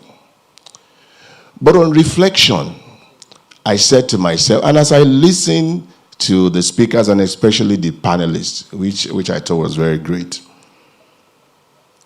it dawned on me that the first set of people that must hear about it are not even the women. They are the men. And I'm saying this because of the experiences that I've had over the last few years. About 2 years ago, we lost a middle-aged lady, maybe in her 60s, I'm not sure, to cancer, and a few other people. And the impression most of us have is that once it is cancer, it doesn't even matter the name. Whether you call it breast cancer, cervical, anything, it's like you're on your path to exit. That's the impression, and I don't know where that is coming from, whether it's the society, whether it's the medical people, whether it's culture, I don't know, but that's the impression we have. However, something struck me last week. My daughter, one of her colleagues came down with cancer, breast cancer. This was about 15 months or so ago, maybe a little earlier. She was a lovely girl, married with, I think, 2 or 3 kids. Lovely. The husband was one of my students as well. And, she, very, very entrepreneurial. She works in an oil company. She has a business. She's running well. She was doing life well. And when this happened, everybody, including myself, we were all down. But, the husband was very supportive. And that's why I said, perhaps, where to start is the men. Very supportive. Everything that had to be done, he did it. In fact, the lady had double mastectomy. But that support was there. Last week, my daughter said, oh, by the way, did I tell you that she is now cancer-free? The way I jumped. But it's not because the doctor did a lot, which they did, by the way, but it was the support of the husband. I look around here, I just saw a few men. Maybe this is something that we need to work on. Because they are the ones that permission will be taken from. They are the ones that will say, it's all right. Anytime you look back, I'm right behind you. They are the ones that will give reassurances. They are the ones that will, during those ups and downs, and trust me, many downs, they are the ones that will always be there. And so, whilst what has changed again for me, and why I said I must come here, we have so many wonderful experts, trust me, that have been in this space for a very long time. But when a young girl in her 20s decides to take charge and leverage on the rest of us, the perspective changes. And the zeal changes. I want to especially commend Ire Olota, who graduated from POU 2024, which is just about 2 years ago. In fact, I'm not sure it's 2 years, maybe it's 1.5 years. But it also shows that the way in which we are able to build the minds of our young people to take charge and turn what was a project into a mission changes everything for us. And she and the rest of our colleagues requires and deserves our support in every way. So I want to thank all of you, young people, that are making us to look somehow. You are not going to leave us behind because we'll be here too. But it's important to tell you that you are not alone. Coincidentally, when you start thinking about something, you start seeing that something. In fact, if today I say I want to buy a private jet, I'm just going to be seeing private jets. I'm telling you. So when they started talking about cervical cancer, since last week, I have just been seeing all kinds of posts. In fact, yesterday, I saw another one. One of my very good friends was invited to MITV to talk about it. That's when I knew that it's a big one in Nigeria. Is it that number one or number two? Number two, exactly, in Nigeria. But me, I don't even know. So it is very important for us to listen. I think a lot more will happen when young people begin to take this case, not only to YouTube, but to TikTok, which a number of you, well, not a number, some of you, are not very savvy in that field. But these are the people that must hear. More than 2/3 of the people you want to address, they are in that range. And they are not in this hall. They are not in the spaces where they will come and meet us. What you need to do is, again, deepen the way in which you do those things and reach them very well. I want to thank you for putting this together. On behalf of the University Management Council, staff, and indeed students, I want to congratulate you and say thank you. Awesome. Thank you very much, sir. Round of applause for him again as he goes to his seat. Thank you so much for that word. And I'm sure it's really lovely seeing students you actually took through the university doing amazing things now. So moving on swiftly, because we're trying to make sure that we stay in time and you have the rest of your Saturdays to yourselves, I'm going to be inviting Tomilola to lead the fundraising and the call to action, because yes, we can talk about a lot of things, but money is involved. Okay, Tomilola. Hi everyone, good afternoon. How are we all feeling this morning? How are we all feeling this afternoon? I don't know what to make of the fact that in the past 3 or so months, every time I've climbed a stage has been to ask for money for one cause or the other. But I think it's a good sign. When you see me on the road, just start opening your wallet and ask, Tomilola, what are you doing now? How can we support this thing that you're doing? I went into the audience to watch the documentary when it screened. And in those 20 minutes, I learned so much about cervical cancer and cancer treatment in Nigeria.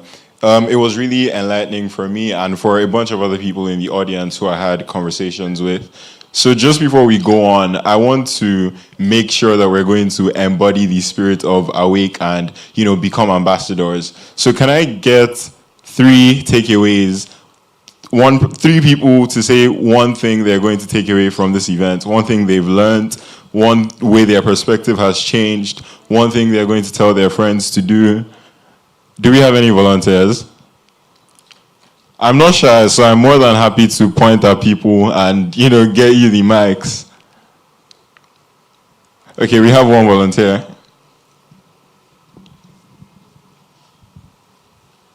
Thank you, Tomilola. I will say stay awake. Cervical cancer is real. It is real. It's simple, but it's actually real. Yeah. Thank you, Angel. Do we have any other volunteers? I see Nicholas in the audience. Nicholas, what have you learned from the event so far? He's right there. He's trying to hide. No, this way.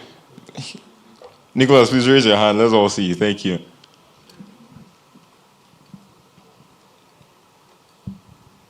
Hi, good afternoon, everyone.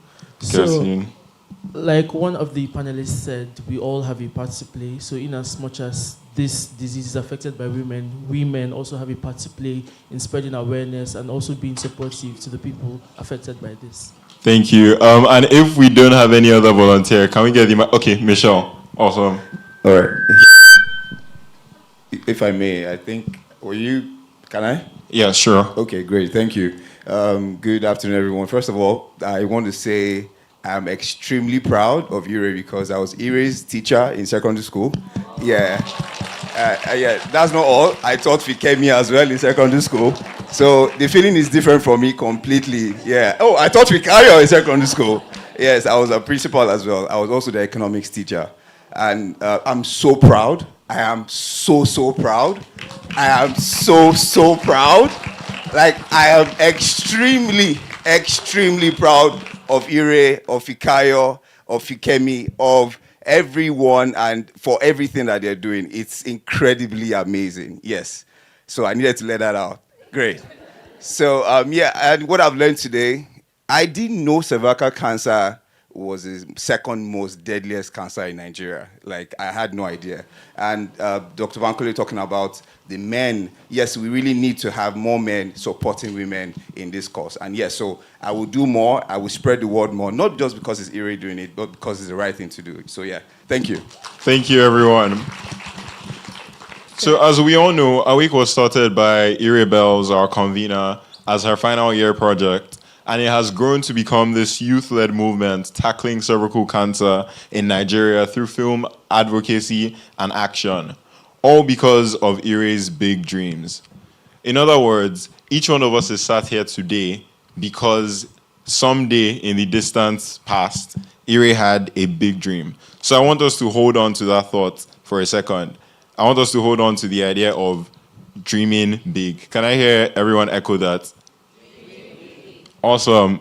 So we aim to dream big in our own way by educating 1 million Nigerians through documentary screenings and social media campaigns, screen 1,000 women with free cervical cancer screenings, and vaccinate 500 women fully with the HPV vaccine. In other words, we aim to... Thank you. So in doing so, we want to inspire collective action and advocacy against cervical cancer in Nigeria. Now, we're already taking action. Can we go to the next slide, please? We've already done a bunch of community outreaches in line with our goal of educating 1 million women. We're at the Awake Summit right now, and we've all seen the Awake film. But to get to the next stage, we need your help. We're trying to raise a total of 25 million naira. Can we go to the next slide, please? 25 million naira over the duration of this campaign. But for this event specifically, we're trying to raise 10 million naira before we leave here. Thank you. I can already see people reaching for their phones. Don't worry, we'll share the account details soon. You don't have to be intimidated by the figure. So you can donate as little as 7,000 naira only to fully screen one woman, or you can donate something like 30,000 naira to fully vaccinate one woman. So that means 37,000 naira can take care of screening and vaccination for one person completely. But our aim through this event is to raise 10 million naira to screen 1,000 women and to vaccinate 100 women. Now, we're going to do it in a little game. We're going to share a QR code now, and we're going to start accepting donations, because I know we have generous people here who have been moved by the things they've seen. We know we have people here that are willing to put their money where their mouth is and support the cervical cancer screening that we're doing. So if you would please scan this QR code, it's going to take you to a link where you can donate. Have you gotten the QR code down?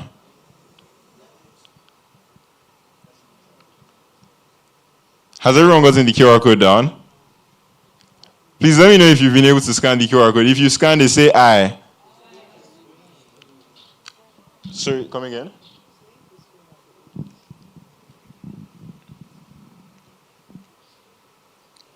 Oh, I think some people are donating through the account number. Okay, so there are two platforms here. We have the QR code and the account number. The QR code is to encourage live donations. So if you donate to the QR code, we're going to see the money now. We're going to see, how close we are to the target.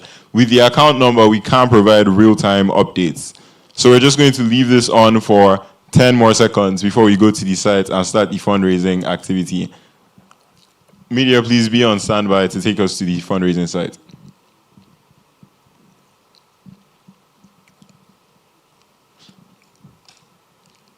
Okay, awesome. Are we ready?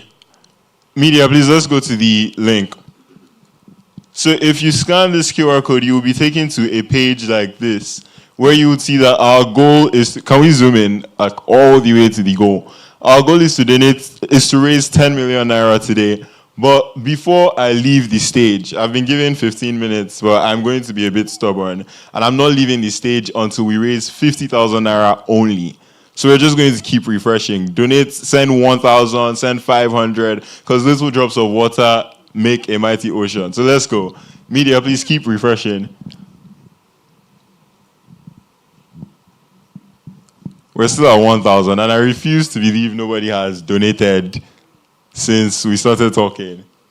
2,000, thank you. We're at 2 donations. Let's keep it going, We're going to 50,000 before I leave. Media, please, let's refresh again. We're still at 2,000.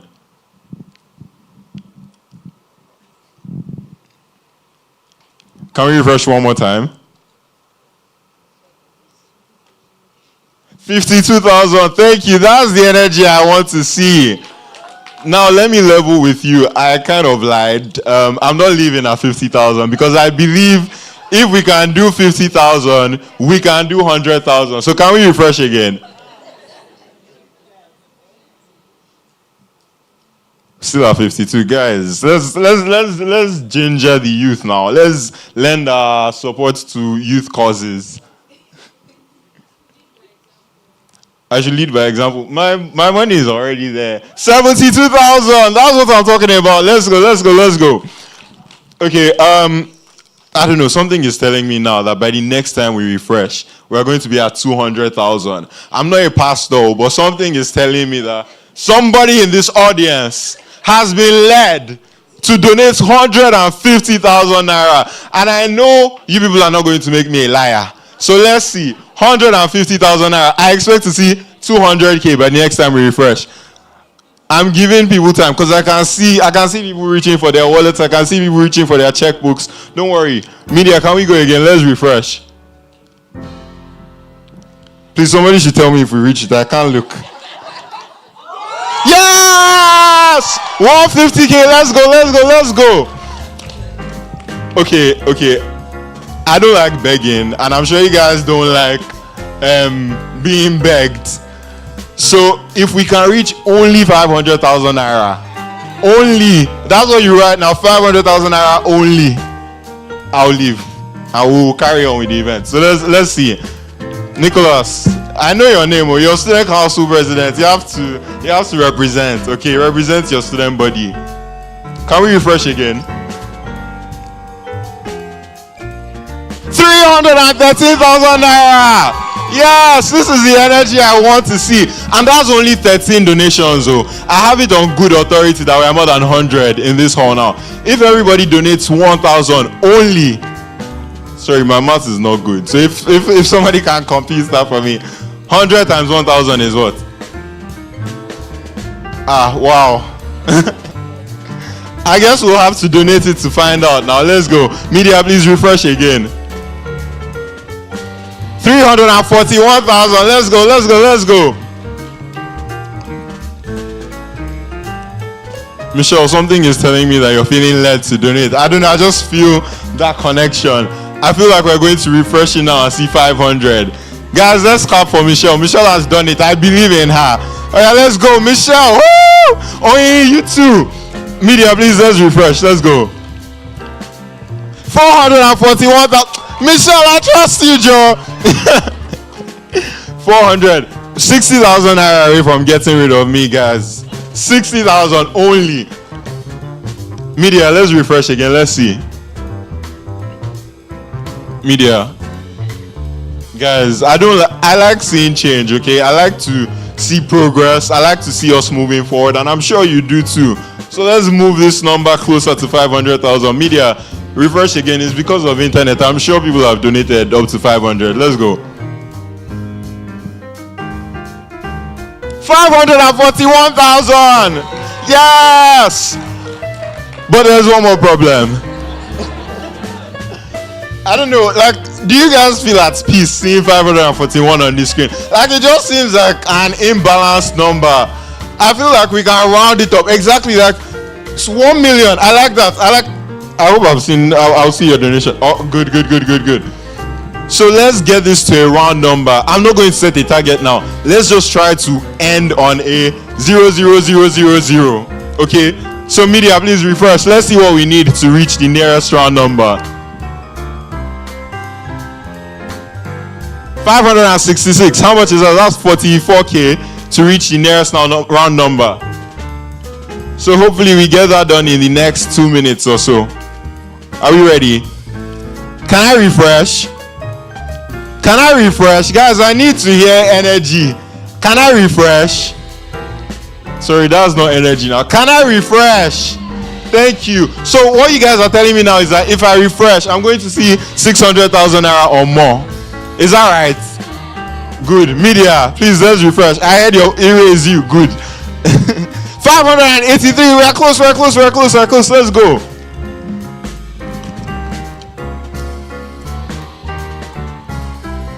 I don't know. We're just going to do a staring contest because I don't have anywhere to be.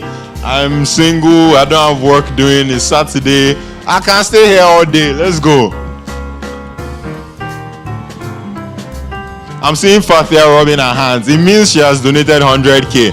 Media, please refresh so we see Fathia's 100k. 583. Fathia now. Let's see, who else do I know in the audience? Christabel. It's you, Christabel. Christabel is the one with the white shirt there at the back. Please, let's clap for Christabel. Woo!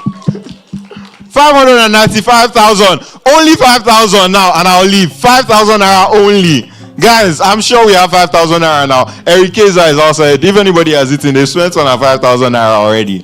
So let's use that 5,000 naira to vaccinate, or rather to screen one woman. I'll top up the 2k to make it 7k. But somebody should just send the 5,000. Yeah, media, can we refresh again? 595 guys now. Guys, okay, Francis is smiling. That means Francis has sent the 5k. Thank you, Francis. Media, please, let's refresh. Francis.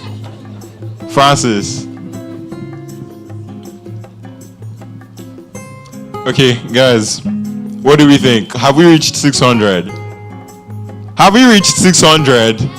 Okay, Ire, that means you sent 5k now. Please, let's refresh and see if Ire has sent 5k. 625! Wow!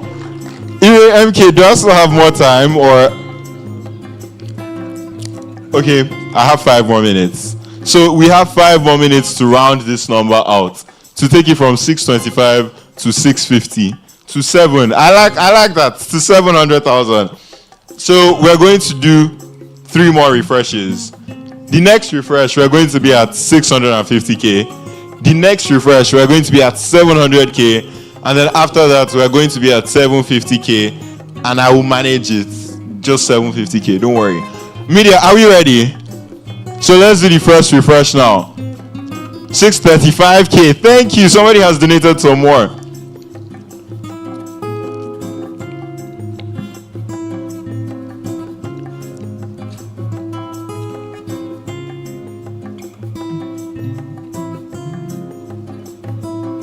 You know, so that I can stare at everyone here all day. Like,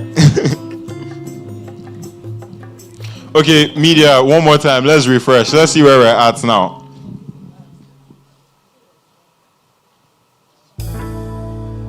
800,000 835,000 naira. 835,000 naira. I trust you people now. Don't worry. We'll do just one more refresh and I'm out.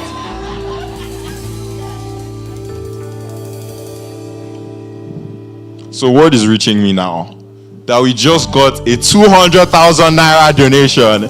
It's not coming in through the platform, but that means today already we've raised 1 million naira. Can we clap for ourselves? I know we've been laughing and we've been cracking jokes about, raising the money and everything, but I know that it's not easy for anyone to empty their wallets in a time like this with the state of the economy. So to everyone that donated, to everyone that has pledged a donation, we're truly grateful. We appreciate you and we can't wait to see what the money does. Thank you, everyone. Let's do one more refresh and then we clap for ourselves and clap for me too. And yeah, we go. Media, one more refresh. 865,000 naira. Thank you, everyone. That's amazing. Thank you, Tomilola. Are you done? Or are you still staring at us? I'm still staring at you, low-key, but, I'll leave the stage. Okay, thank you so much. A round of applause for him. I think being able to get money out of people is a special skill. And thank you so much for putting your hard-earned coins into this initiative. Honestly, yes, we were joking and smiling, but there are lots of lives that are going to be transformed with this. And I hope you keep spreading the word and it keeps growing. Okay, so we are moving on very swiftly to the last segment we have for today, and that's the final panel section. And we are going to be talking about stories that save lives. That's how creative storytelling can drive awareness and action. And to moderate this panel, I'll be introducing Chisom Robinson. Chisom Robinson is a vibrant media personality, content director, producer, and host who has moderated high-impact events with audiences of over 1,000 and produced content across TV, radio, and digital platforms. She has contributed to major youth-driven and entertainment projects, including Family Feud Nigeria and Next Afrobeat Star, leading content teams behind large-scale productions and live experiences. Representing a new generation of African media voices, she is known for bold storytelling, authentic connection, and her ability to draw out honest, relatable conversations with clarity, warmth, and energy. With a round of applause, a warm welcome, let's have Chisom Robinson to moderate the next panel and our last session for the day. A round of applause for her, please. Thank you very much. Good afternoon, everyone. Good afternoon, ladies and gentlemen. Like she said, my name is Chisom Robinson, and this will be the last panel session. Okay, first question I would love to ask. How many of us were here to watch the documentary? We watched the documentary. How many of us felt so much emotions? I mean, I think I heard some people were crying. Am I correct? Some people? Okay, well, I almost teared up from the documentary. That was so inspirational. Shout out to Ire for this. Shout out to Ire and the team for putting this together.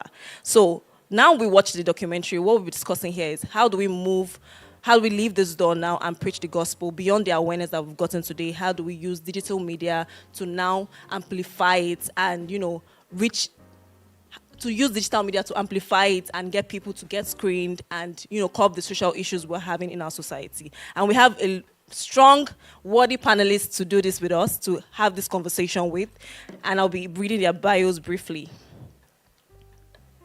So the first panelist to do this with us is no other than Joel Kachi. Ladies and gentlemen, a round of applause for Joel Kachi, please. His bio. Joel Kachi Benson is an Emmy Award-winning documentary filmmaker whose work sits at the intersection of storytelling and social impact. He uses both traditional 2D formats and immersive VR technology to tell human-centered stories across Nigeria and Africa, and is recognized as a pioneer in the use of virtual reality for storytelling in Nigeria. His VR film, Daughters of Chibok, won the Venice Lion for Best Immersive Story at the 76th Venice Film Festival, making him the first African to win the award in that category. Ladies and gentlemen, please, a round of applause, please. A round of applause. In 2021, he was selected to co-direct the Disney original documentary Madu, which went on to win the award for Outstanding Arts and Culture Documentary at the 2025 News and Documentary Emmys. making Benson the first Nigerian to receive the honor in documentary filmmaking. I think that deserves a round of applause too. His latest film, Mothers of Chibok, which is currently touring the Global Film Festival circuit, recently won the Al Jazeera Award for Best African Documentary Feature at the 2025 Encounters South Africa International Film Festival, and the special mention jury prize at the Africa Film Festival in Cologne, Germany. Kachi Benson is a firm believer in the use of storytelling as a catalyst for positive change and has presented lectures at the Pan-Atlantic University, Lagos, American University, Yola, University of Lagos, Morgan State University's School of Global Journalism and Communication, Oxford University, England, and the Benel College Cinema's virtual reality program in Venice, Italy. Ladies and gentlemen, Joel Kachi Benson. A round of applause for him, please. And the next on our panel, we have Professor Anulika Adino, she's an associate professor of media studies. Okay. She's an associate professor of media studies at the Pan-Atlantic University of Lagos with a research focus on media effects, film and social change, cinema going. She has won academic degrees from the University of Lagos, Pan-Atlantic University, and the University of Westminster. She teaches media literacy and theories of media and communication, qualitative research, film, and cultural analysis. Ladies and gentlemen, please a round of applause for Professor Anulika Adino. All right, for the last person on this panel, we have Funke Treasure Akintoye. She's a multiple award-winning multi-genre media personality and a social entrepreneur in Nigeria. She's a health communication expert, campaigner, and advocate for women and the girl child with a focus on menstrual health, sexual and gender-based violence, sports, and governance. Ladies and gentlemen, please a round of applause for Funke Treasure Akintoye. Please a round of applause for her until she gets here. A round of applause for her until she gets here. Until she takes her seat, please a round of applause for her until she takes her seat.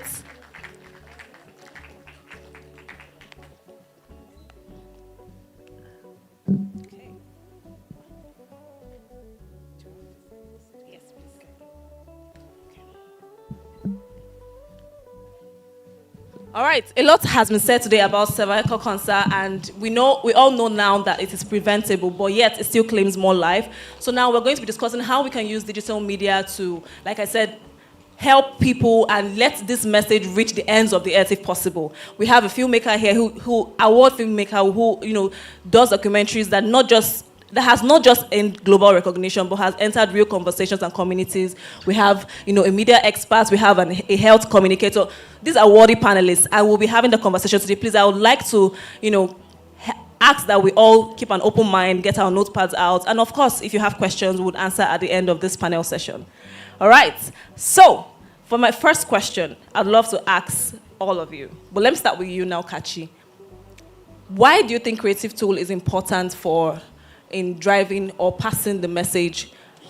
Let me rephrase that question. Why do you think creative tool is very important in driving change? What creative tool? Storytelling. Yes, please. I guess, hello everyone.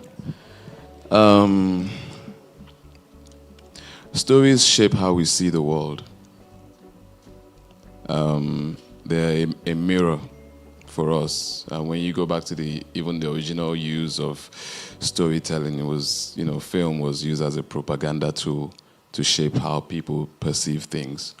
And so it has always been the best. Media and storytelling they say is the new gold, is the new oil, right? That's why it's such a thriving industry, because we are shaped by what we see and what we consume.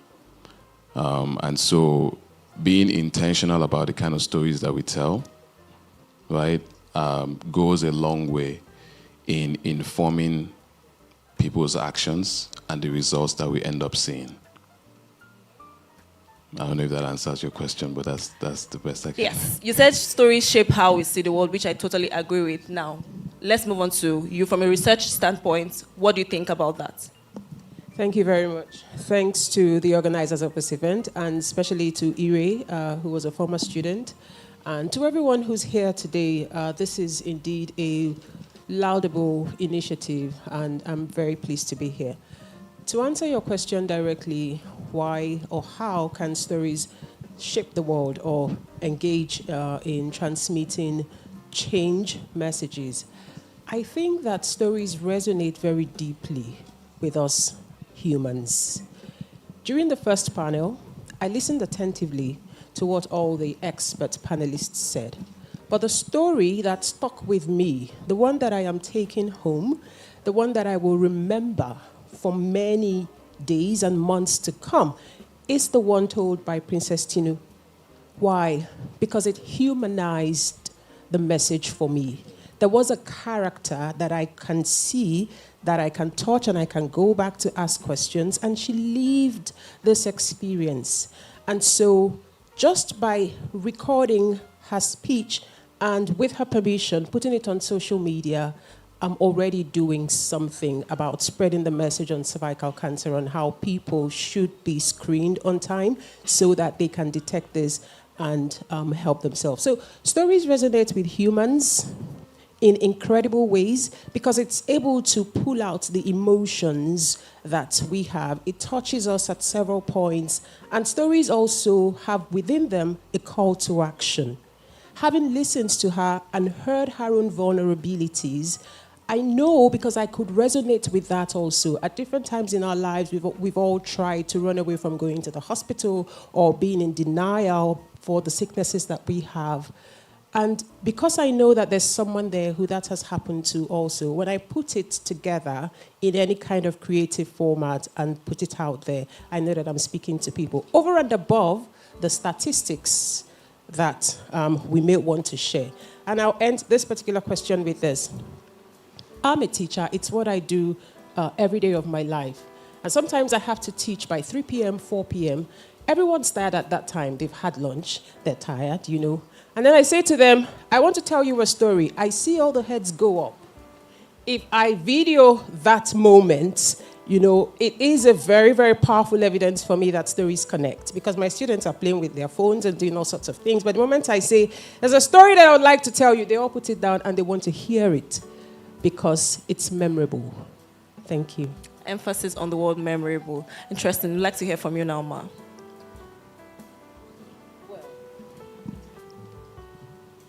Well, good afternoon, everyone. Stories are the soundtracks to our lives. We connect through stories. We're influenced by stories. Stories make us recalibrate our thinking. We're basically socialized into stories. When you hear story, it takes you back to your childhood. When you hear somebody's story, it either inspires you, motivates you, makes you sad, makes you empathetic. So stories are the foundations of different emotions.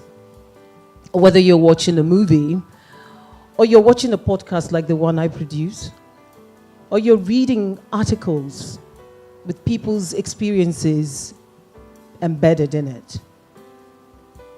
Our lives are stories. We are all stories. We're in different chapters of our lives' books.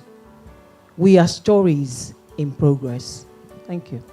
A round of applause for them, please. That was a very nice input. So now I'd like to throw this question at you now, Kachi.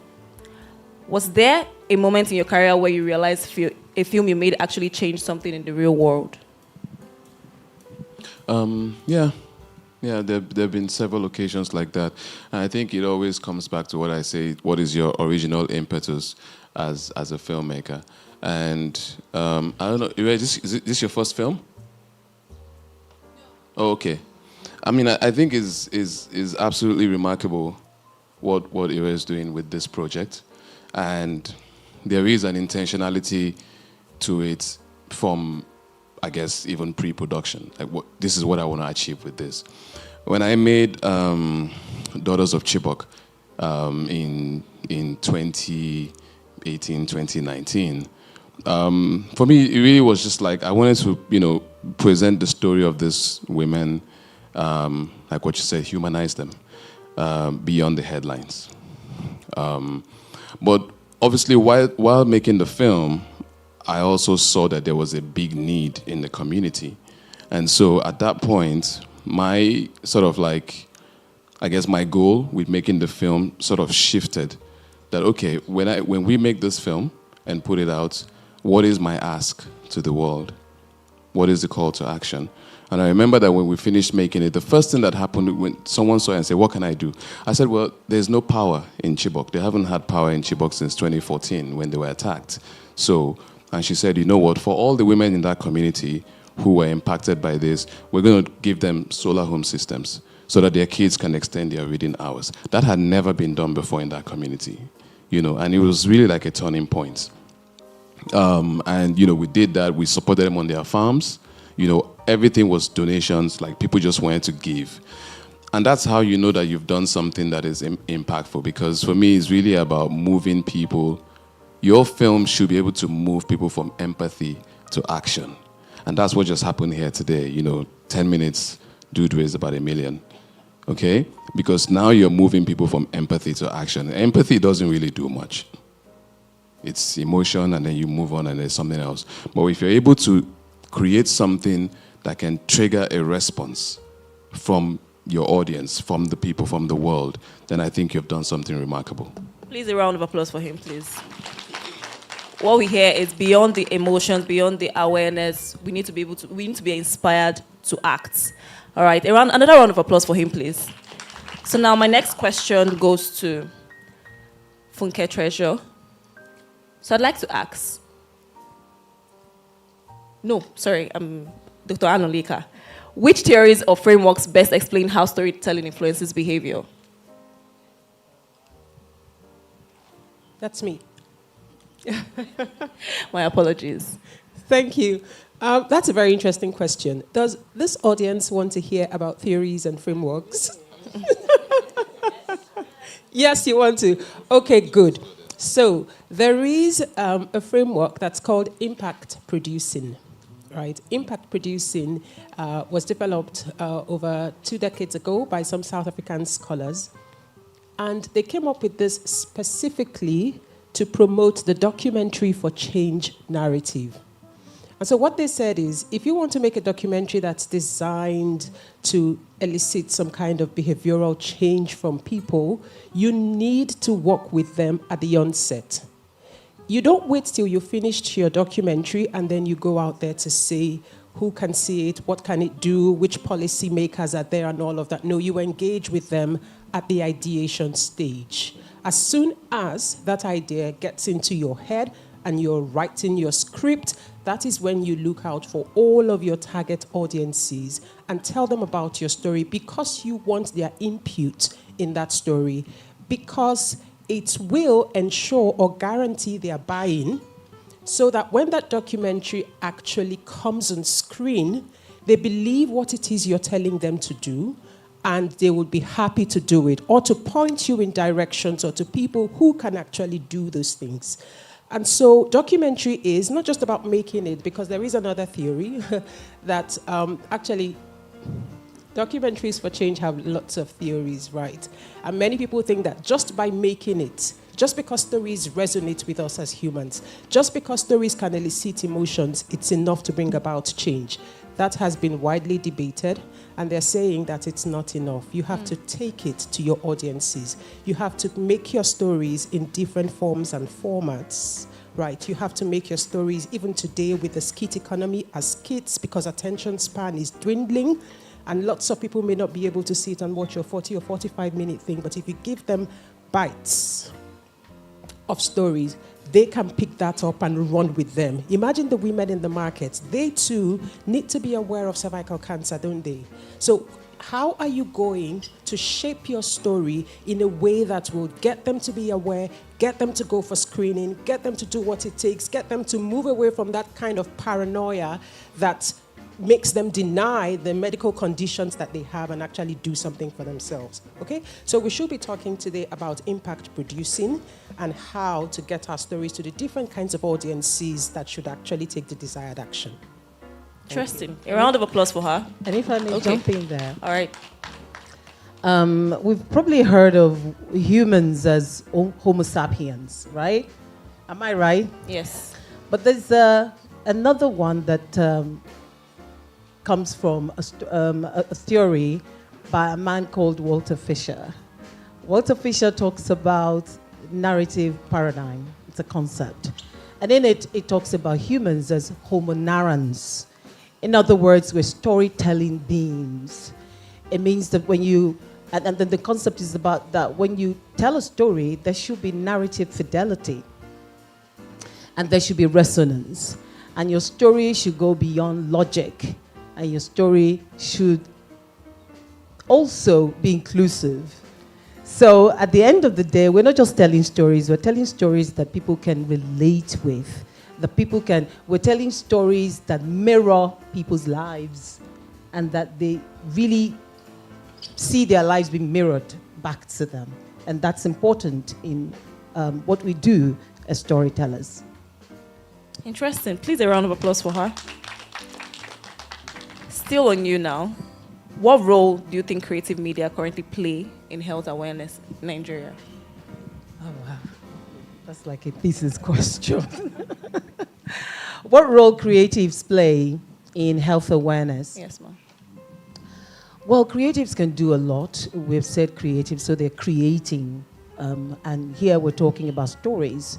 And I will speak as a storyteller. All my life, all I've done is tell stories, whether as a journalist, a broadcaster, a podcaster, a columnist, all that I've done, or as a writer. I have 3 books. So all I do is storytelling. So how do you influence people with that? How do you create change with that? It is that you're taking your time to encode messages that can affect lives. I'll speak to Health Campaign, which I've done lately. I produce a podcast, an Anchor podcast called My Period Stories. And I'm glad that here today I've heard people talk about menstruation because that's what period stories are about. And I say that all of us are period stories, whether you're a grandpa, grandma, young man, single or married. We all have period stories. We all have that one person in your life that you've seen struggle or triumph in the place of menstruation or even menopause, because it's the latter part of menstruation. And I'm glad that that's gaining traction. So what do? We keep telling the story. We frame, because framing is very important in storytelling. What do you want? As a creative, what is the goal? What do you want to change? For me, I wanted to frame menstruation in a different light. I wanted to attack, and I'll use that word cautiously. In other words, I'm not being cautious now. I really wanted to attack the silence around menstruation, which has kept a lot of women bound, which has kept a lot of women in a place where they do not have freedom. Okay, so how do I do that? What else is there to say that people don't know about menstruation, about their periods? The only thing that we don't see is having somebody sit, or people sit as we have sat here, to talk about their experiences as menstruators. And for me, as a creative, that is powerful. You've never seen that kind of thing before, particularly on TV. So when you see a group of women sitting down and talking about their their menstruation, that is counterculture. In other words, it's not something you see every day. So for me, framing in that wise, even achieving that is a powerful thing. And then getting to here, because we've talked about outcomes and impact here, and getting feedback from a lot of people across Africa, Ghana, Cameroon, Kenya, Nigeria, telling you that watching you on air, watching your guests I've given them freedom. I've made them to see things in a different light. Once we had a podcast screening about fibroids, and a woman returned to us and said, because of that screening, because of what we, the conversations, she took the decision to go for HIFU. HIFU is this treatment that you have for fibroid without being cut, without surgery. And it was successful. That is impact. That is what creatives can do to make a difference. Another person said, I run a studio, and by watching your podcast, I realized that women are really dealing with a lot of that. I understand the stigma and the shame and the silence now. I'm stocking my studio with sanitary pads. That is impact. That's what creatives can do as a single person. So I say, as a singular person, this is how you can bring about impact. And I can still speak to a lot more, but I will stop here. All right, thank you so much, Ma. Still on telling stories, now to you, Kachi. How do you balance creative freedom with the responsibility of messaging for impact, especially in sensitive or social issues, basically? I think it always starts with, what's your intention from the beginning, right? So if I go to what the prof just said now, you figure out this is a story that I want to tell. These are my key stakeholders. I've engaged with them. This is how I want to tell the story. Then you take that story and then you say, how do I interpret this creatively, right? So there's a new film that, we're going to be releasing soon, which is a sequel to Daughters of Chibok. It's called Mothers of Chibok, and I spent about 3 years making it in Chibok. And I remember that the first thing I did was I called my DP and I said to him, I want to make a beautiful film. I want this film to be beautiful visually. Because my intention is to elevate this place and elevate these women. And so there are a couple of films I told him to go and watch. And he went and he watched them. And I said, this is what I want to do. Now, my intention in making this film, obviously to elevate the women and to present them through a different lens, we've engaged with them, that's fine.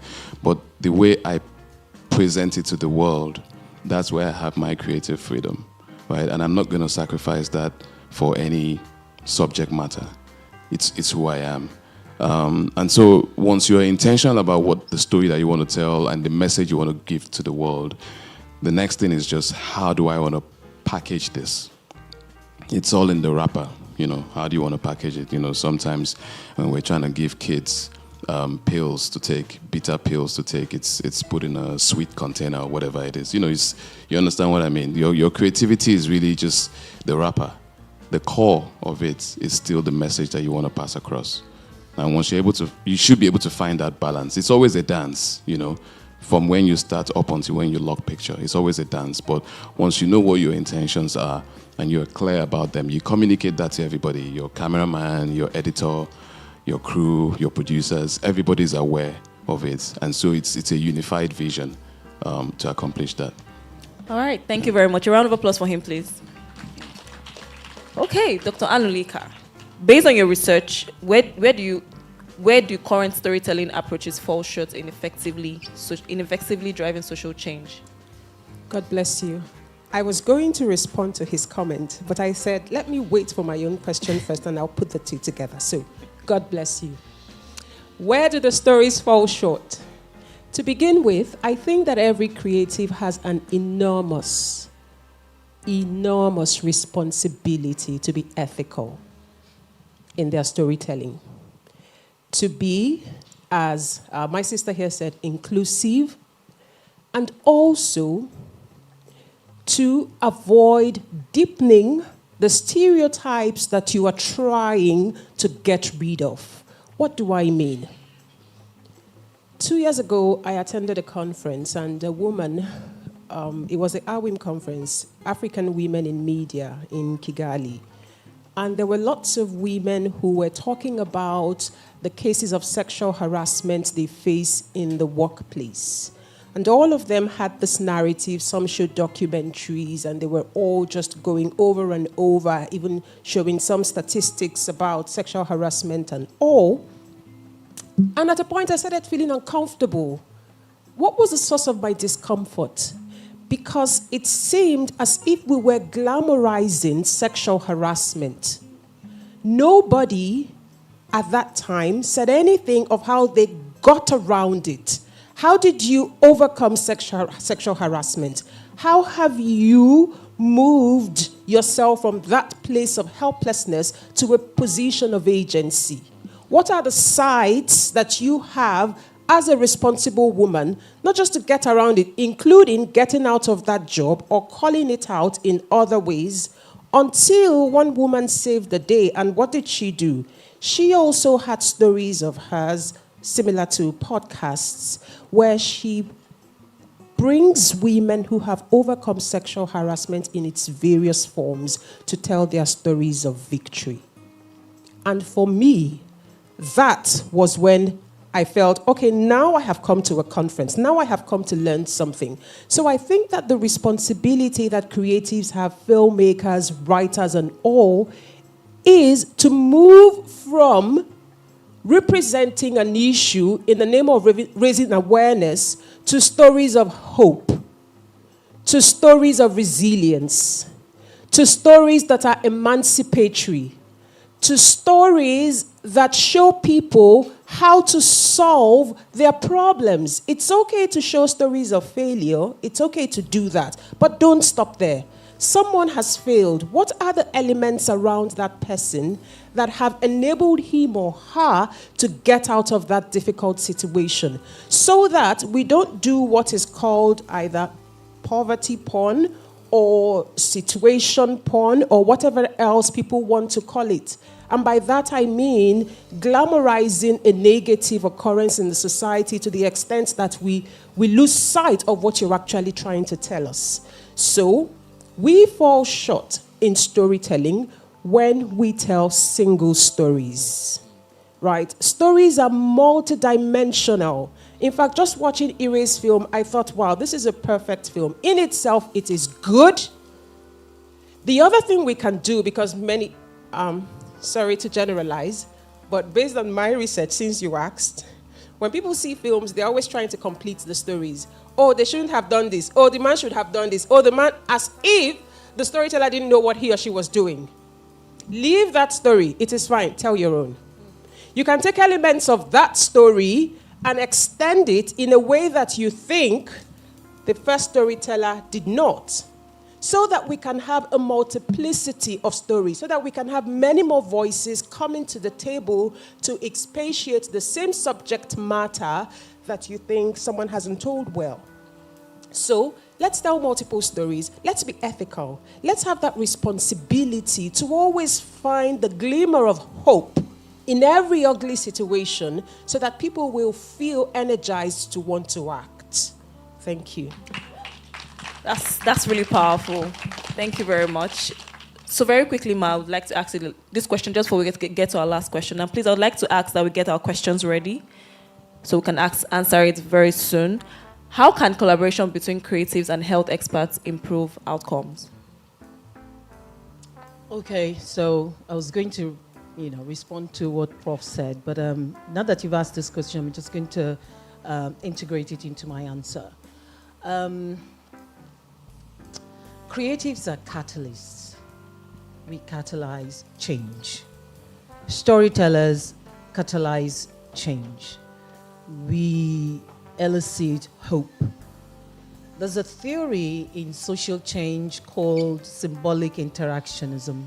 And what is it about? It is that change comes from the bottom and not the top.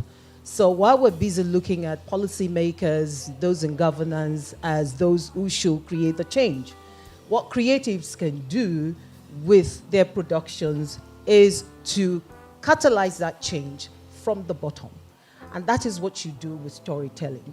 Because when people see themselves mirrored in what they're watching, they then take a decision to be the change, right? to change or be the change in the society regarding what they're watching. Unfortunately, I missed the documentary, but I'm certain that some people sitting down watching will say to themselves, oh, I should do my pap smear early. That documentary would have catalyzed change in that singular individual. We're sitting down, guys telling us, oh, let's make it a round figure, and then I will leave. Otherwise, we can engage in this staring competition till forever. I'm single, you know? And it's forcing, it's not persuading, let me use the word persuade, it's persuading us to then, like, let's get this guy off the stage. 20, 10, 50, 100. What is making us effect change from where we are? We're not waiting for the Minister of Health or the Commissioner for Health in Lagos to do that. That is change already. And when people then line up somewhere and they can have their screening based on the fact that somebody told a story. Remember that I said it is the soundtrack to our lives. You wake up in the morning and, thank God, good morning, Funke. And then a story drops into your mind, maybe something that happened yesterday, or some story that kickstarts your day.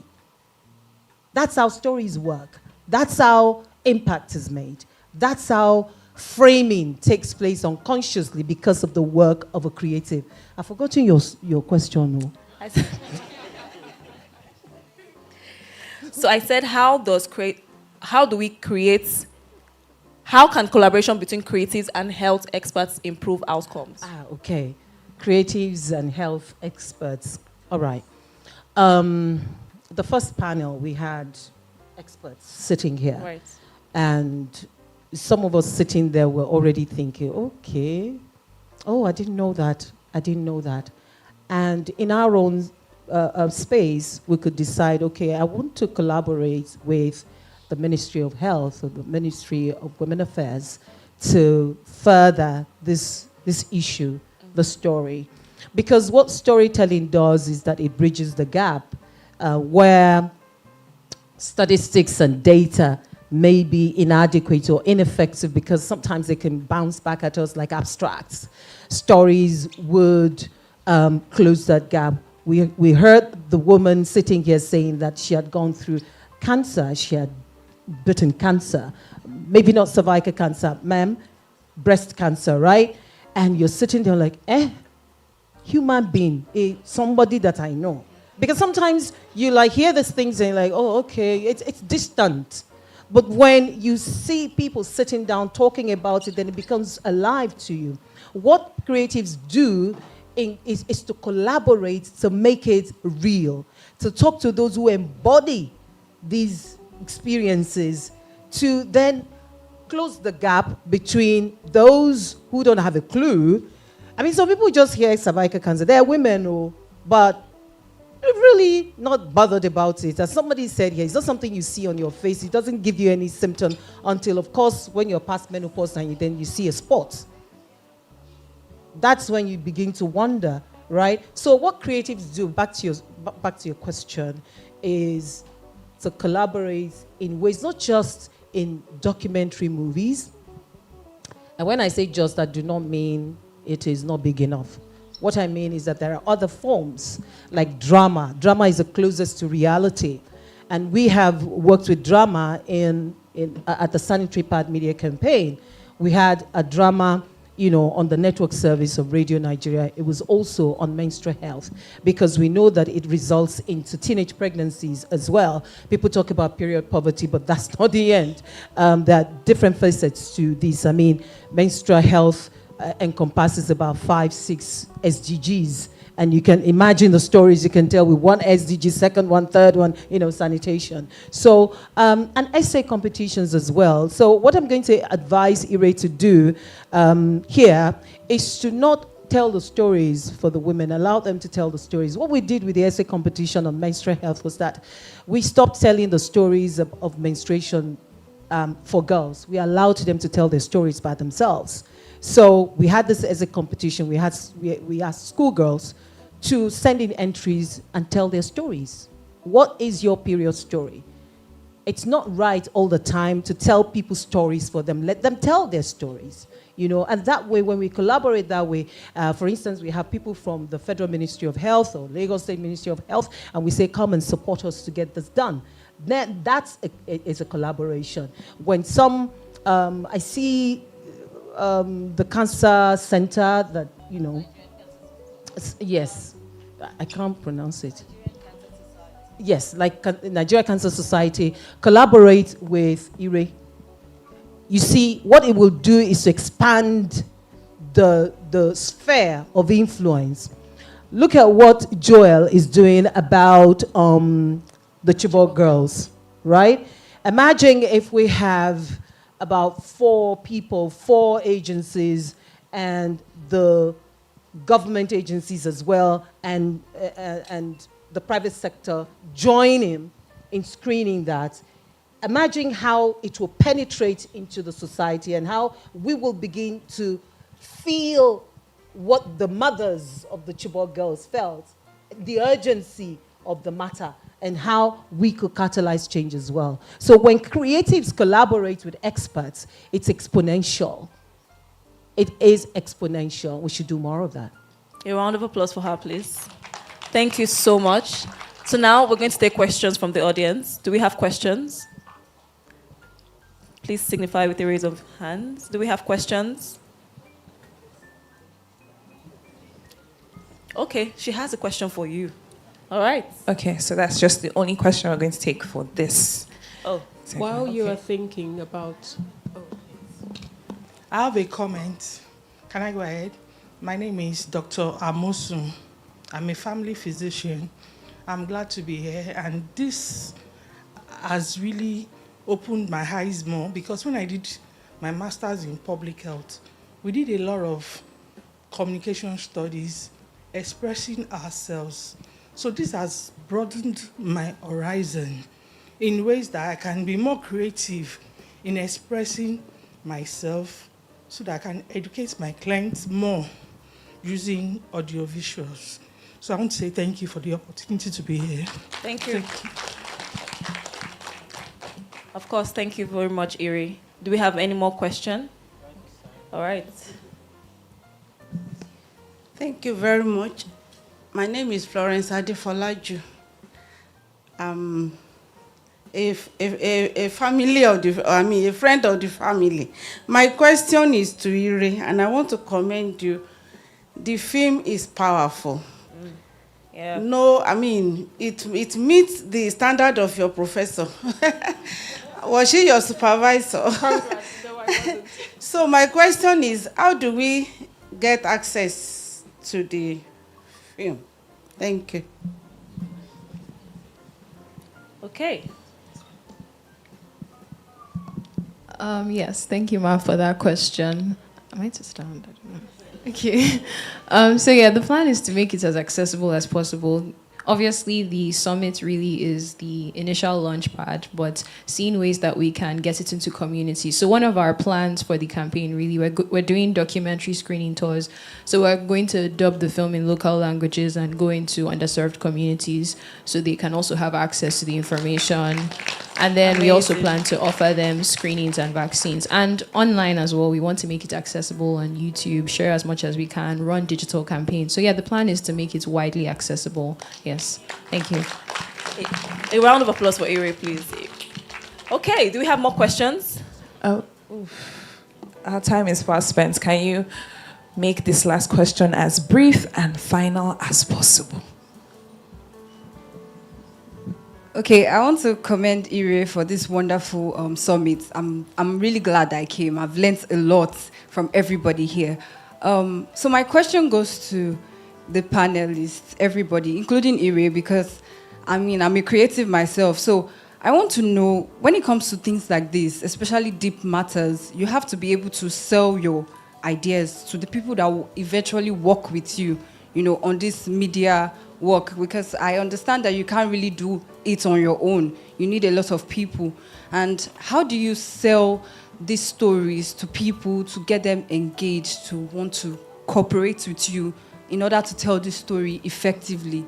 I don't know if you understand what I'm saying, because to me, that's one of the problems I face, when it comes to meeting people, trying to get them to understand the vision of what you want to do, with things like this. So thank you. Okay, would anyone love to go? I think Ms. Akachi can go on. The question. Yes, sir. The last one. Yes. I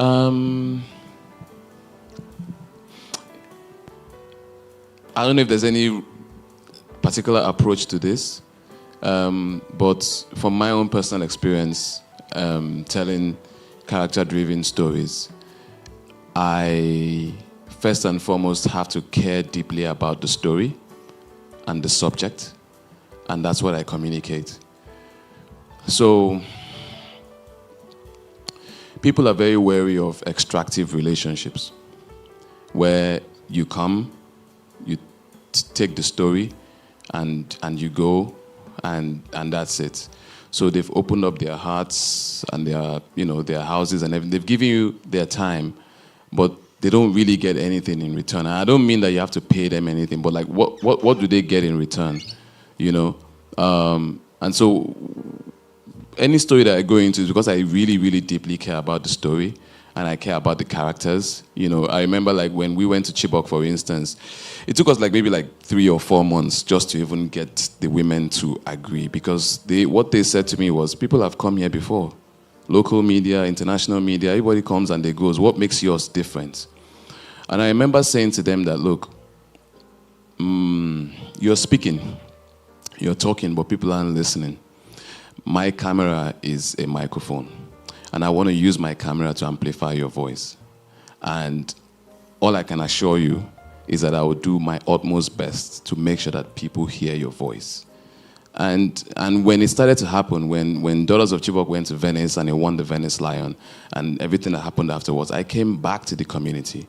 I took one of the mothers, we went with her to New York, to UNGA, at the United Nations General Assembly. We brought care to the community so they could see that, okay, this person he genuinely cares about us. And this is not just an extractive relationship. So I think you just have to first and foremost care deeply about the subject matter and the people and show that. And it's energy, they'll feel it. And if it doesn't work, it doesn't work. You move on. There's always someone else that you can meet.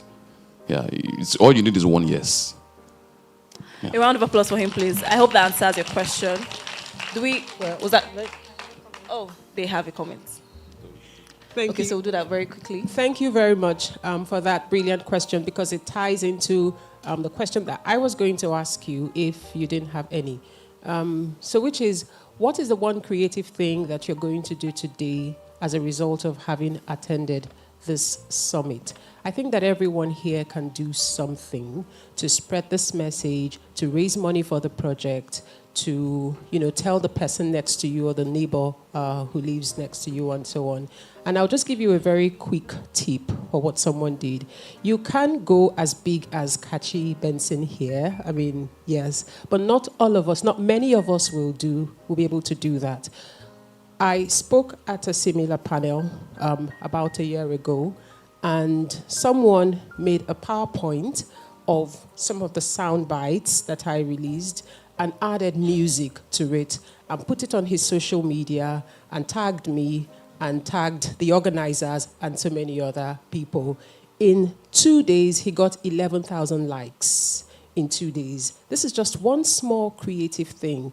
Yes, it's true that there are the professional documentary filmmakers, fine, but social media has democratized the space and everybody can tell a story. So don't wait till you become this big boy on my left before you do your own thing, right? Start small. Take the themes of this conversation, tag it, and wait for Ire. As soon as her film hits the social media space, go after it, tag it, and do something. But in the meantime, there is one small thing you can do with Canva, with all those wonderful apps that people our age and younger love to use. So do that today. And I really would like everyone in this room to do something. Okay, I'm going to go on my LinkedIn because that's where I tend to focus now. Thank you. That's my playground. Thank you. Okay, for me, I'd just like to say that storytelling for social change is very different from selling products or brands. Storytelling for social change thrives on persuasion and people power. Yeah. Just as Prof has said, what do you do after engaging with a story? Because what you do either sells that story or not sell the story. So you've watched Ire's documentary production. How do you sell it for her? Because it's not all selling that has to do with money. It has to do with influence and impact.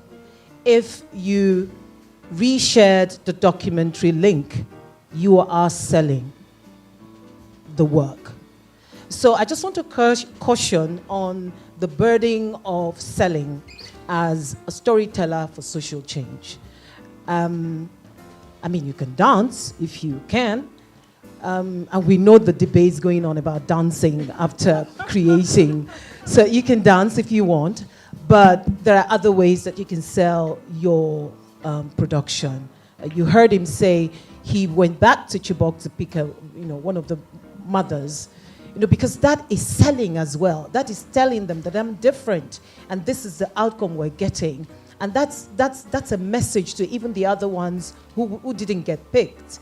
That's a message to them that, look, it's working. It might not be monetarily, but there is impact. And what matters in storytelling for social change at the end of the day is that you are catalyzing change. And everyone can sell. So let's all start selling.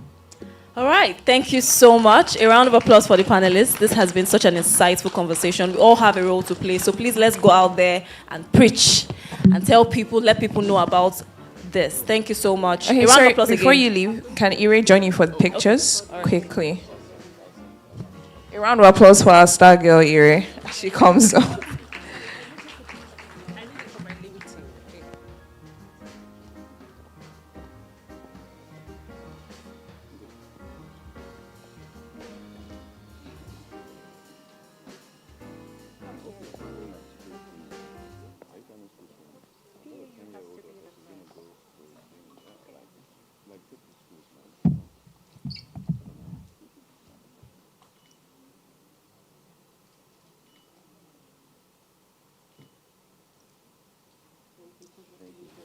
Awesome, fantastic.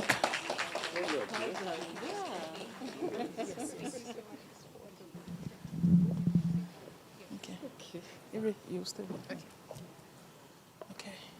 So thank you, everyone. Ire will need the mic.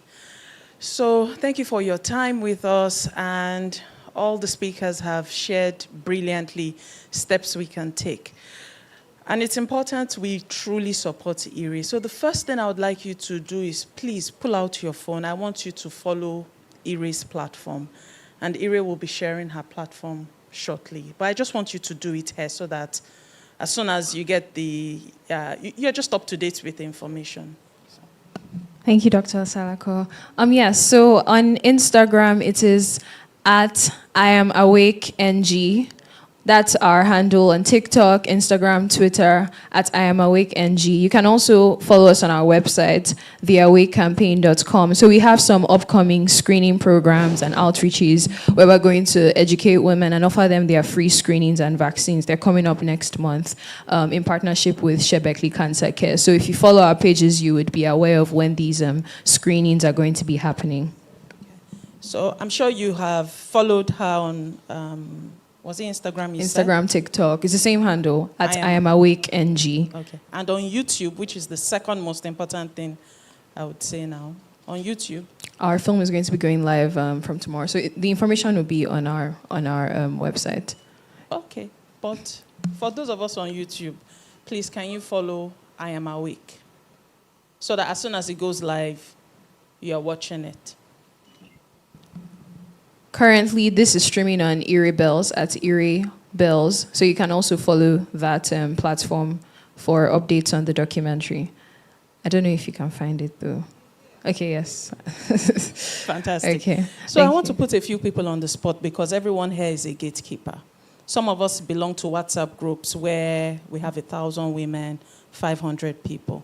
And the people we are affiliated with in the cancer community, I'll start with Princess Tinulawa, Lagos State Chapter Chairman for Nigerian Cancer Society. How would you support our documentary being pushed?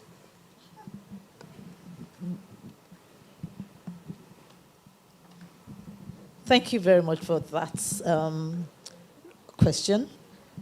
Firstly, I would like to say that I would like to congratulate you again. I'm talking about Sebekli and Iri Bells for this initiative. And I would like to support this by projecting it more to everybody in the Nigerian cancer space, and then encouraging every NGO, every organization, stakeholder to support not just this, and also do the same thing, replicate what has been done here today. Because I believe that the media is a very strong tool for passing our messages. Our outreaches will be reached.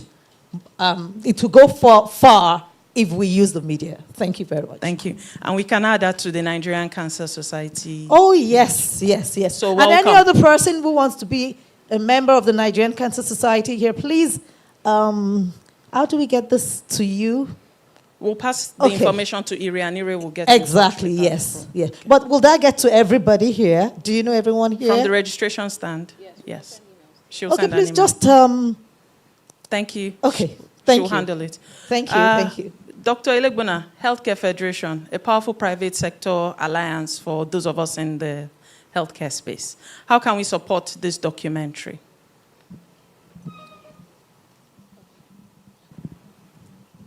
Thank you very much, Ire. We are really proud of you and the message that you've, shared here. So I think with the Healthcare Federation of Nigeria, the first step is actually for me to take back the message to the association. I talked a lot about collaboration and partnership, and it's not just at the, the high level. Everyone has a voice, and so I'll take this back to the Healthcare Federation of Nigeria. Clearly, we will be following you once the documentary comes out as well, and we will be engaging more with you. So it's going to be not just what we can do, but what you might also want to do with the Healthcare Federation of Nigeria. Thank you. Thank you, Ma. Medical Women's Association of Nigeria, Lagos chapter. I know we're about 1,000 or more strong in our WhatsApp group. We'll need your support, not just at the Lagos State level, but at the national. Mr. Kachi, how can we get this movie to Venice too? Oh, yeah.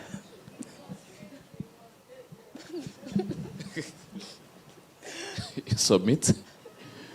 I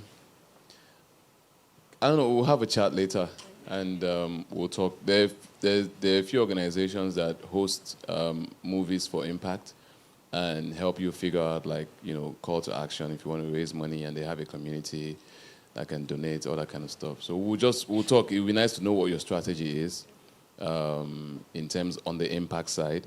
I do know that a film like this, I was saying to you earlier that there is a world where you can actually do screenings in secondary schools. I think that's you should just think about that straight up, and you can actually get funding for that, for people who can support you to go to school. So maybe it's about speaking to more established impact producers. So I'll speak to a couple of people that I know, and let's just stay in touch. Yeah. All right. Thank you. Thank you very much. And I want to say a special thank you to my team, Sebekli Cancer Care. This video was shot over the past 2 to 3 years, and we provided the health experts. We provided the hospital environment for the video to be shot. Somewhere in there, I played a bit of, healthcare director. We collaborated a lot, and I just want to say special thank you to the Sebekli Cancer Care team for supporting Iri. As you watched the documentary, I didn't show up in the documentary, but my entire team showed up and they made it possible. Both from providing one survivor as an organization. I just want to share with everybody that when you see people like Iri, don't take them for granted.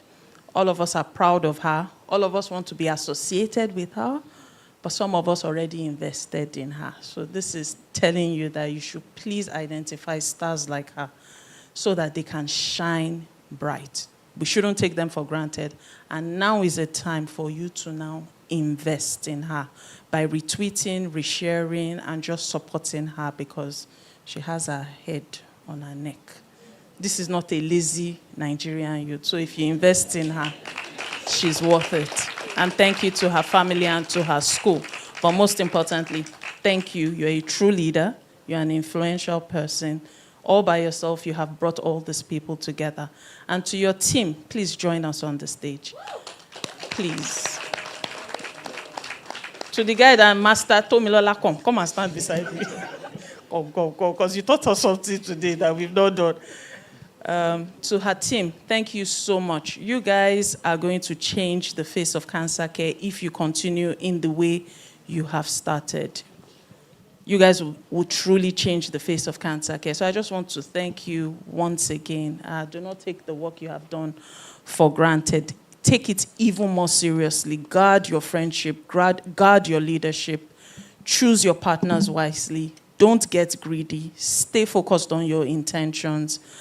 And beyond the sky is your limit. You're already in Venice. You're already anywhere you set your mind to. So thank you very much, because through your work, 14,000 women will not have cervical cancer next year. By the time they watch this video, half of them will go and screen. They will find something. Then we, the doctors, will intervene. Thank you. Thank you so much, Dr. Lola Salako. I would also like to have Mpolto Iyang, the Away Campaign Deputy Lead, give the vote of thanks. Please, a round of applause. Good afternoon, everyone. Dr. Lola has said a lot of what I was going to say, and I also had his speech, but I'll just say it as it goes. I just want to say a huge thank you to everyone that showed up here. I am so grateful. I've shed a few tears during this campaign, tears of joy, and I thank God Almighty for making this possible, for placing this vision in our hearts and giving us the resources, the people to bring this to life. I want to thank family and friends, the unspoken heroes behind, pushing us through, telling us to keep going, connecting us with people and all of that. We're very grateful to our sponsors and partners. Firstly, Shebekli Cancer Care, of course, Blooming Light Montessori School, UFM, CTFM, Channels Television, the Learning Innovation Academy, Biznovate, and Bella Niger. Thank you so much for believing in this cause and for backing it with your supports. To our amazing compere, thank you so much for gracing this event and for setting the tone beautifully. And, my amazing team members, thank you so much. I'm so proud of us, and this is just the beginning. We have a lot to do, and we're ready to do it with your support. Thank you so much. Thank you so much for that, MK. I just want to add a few notes as well to thank you all. Honestly, I could not have done this without any of you. It has been months and months of weekly meetings, of me disturbing people. Through this campaign, I learned the art of begging, because we have begged and begged.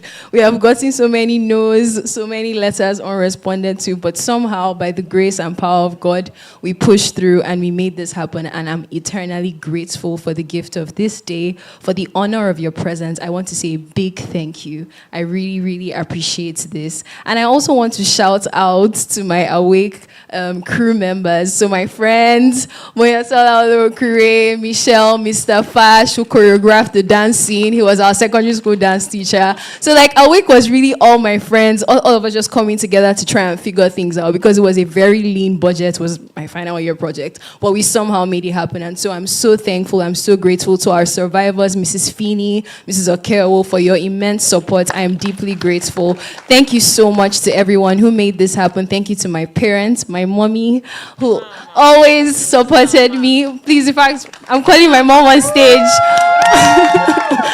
No, she has to be on stage because she has been my support system in so many ways throughout this process.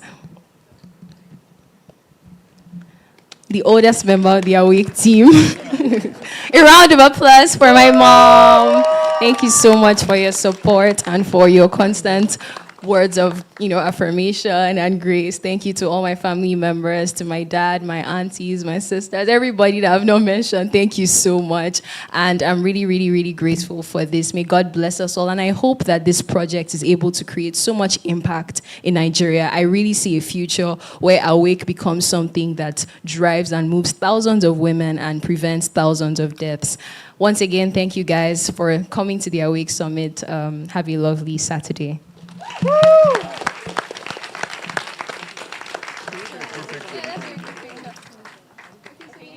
I think you should do a group picture at there. I think you should do one with your team first. So we'll do the team. It will be very quick.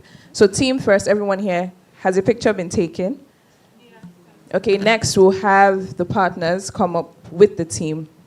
So, yes. So Shebekli, the Nigerian Women Medical Association, all the names I can't really recall at the moment.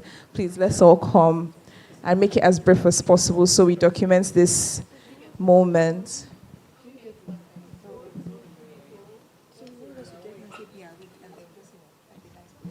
Okay.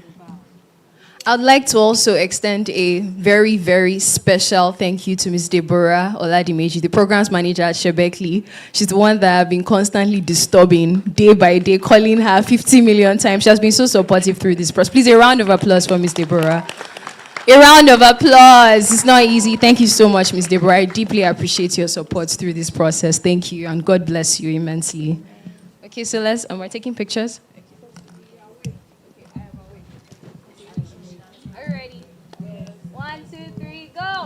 I am awake. Is that good? Do you want to do it again? Are we good with the pictures? Okay. Okay.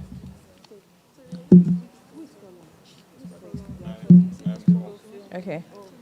So you guys will stand behind her so she can also capture the crowd. And I think we should say something. Stay awake, stay alert. Okay? So can we stand up to encourage this social media movement we're about to engage on? What's the hashtag, Iri? What's the hashtag? What's the hashtag? Stay awake. So you can also bring out your phones and make a video as well and use the hashtag I am awake. Right? Hashtag I am awake. Are we ready? 1, 2, 3, go. Stay awake, stay alert. Okay, 1, 2, 3, go. I am awake. Okay, sorry, there's another. Sorry. One more time. It's I am awake. I am awake. Okay. All right, 1, 2, 3, go. I am awake. Thank you. Awesome, fantastic. Thank you so much, everyone, for coming. I remain your host, Fikemi Aderoju, and have a lovely rest of your Saturday. Goodbye. How does it now?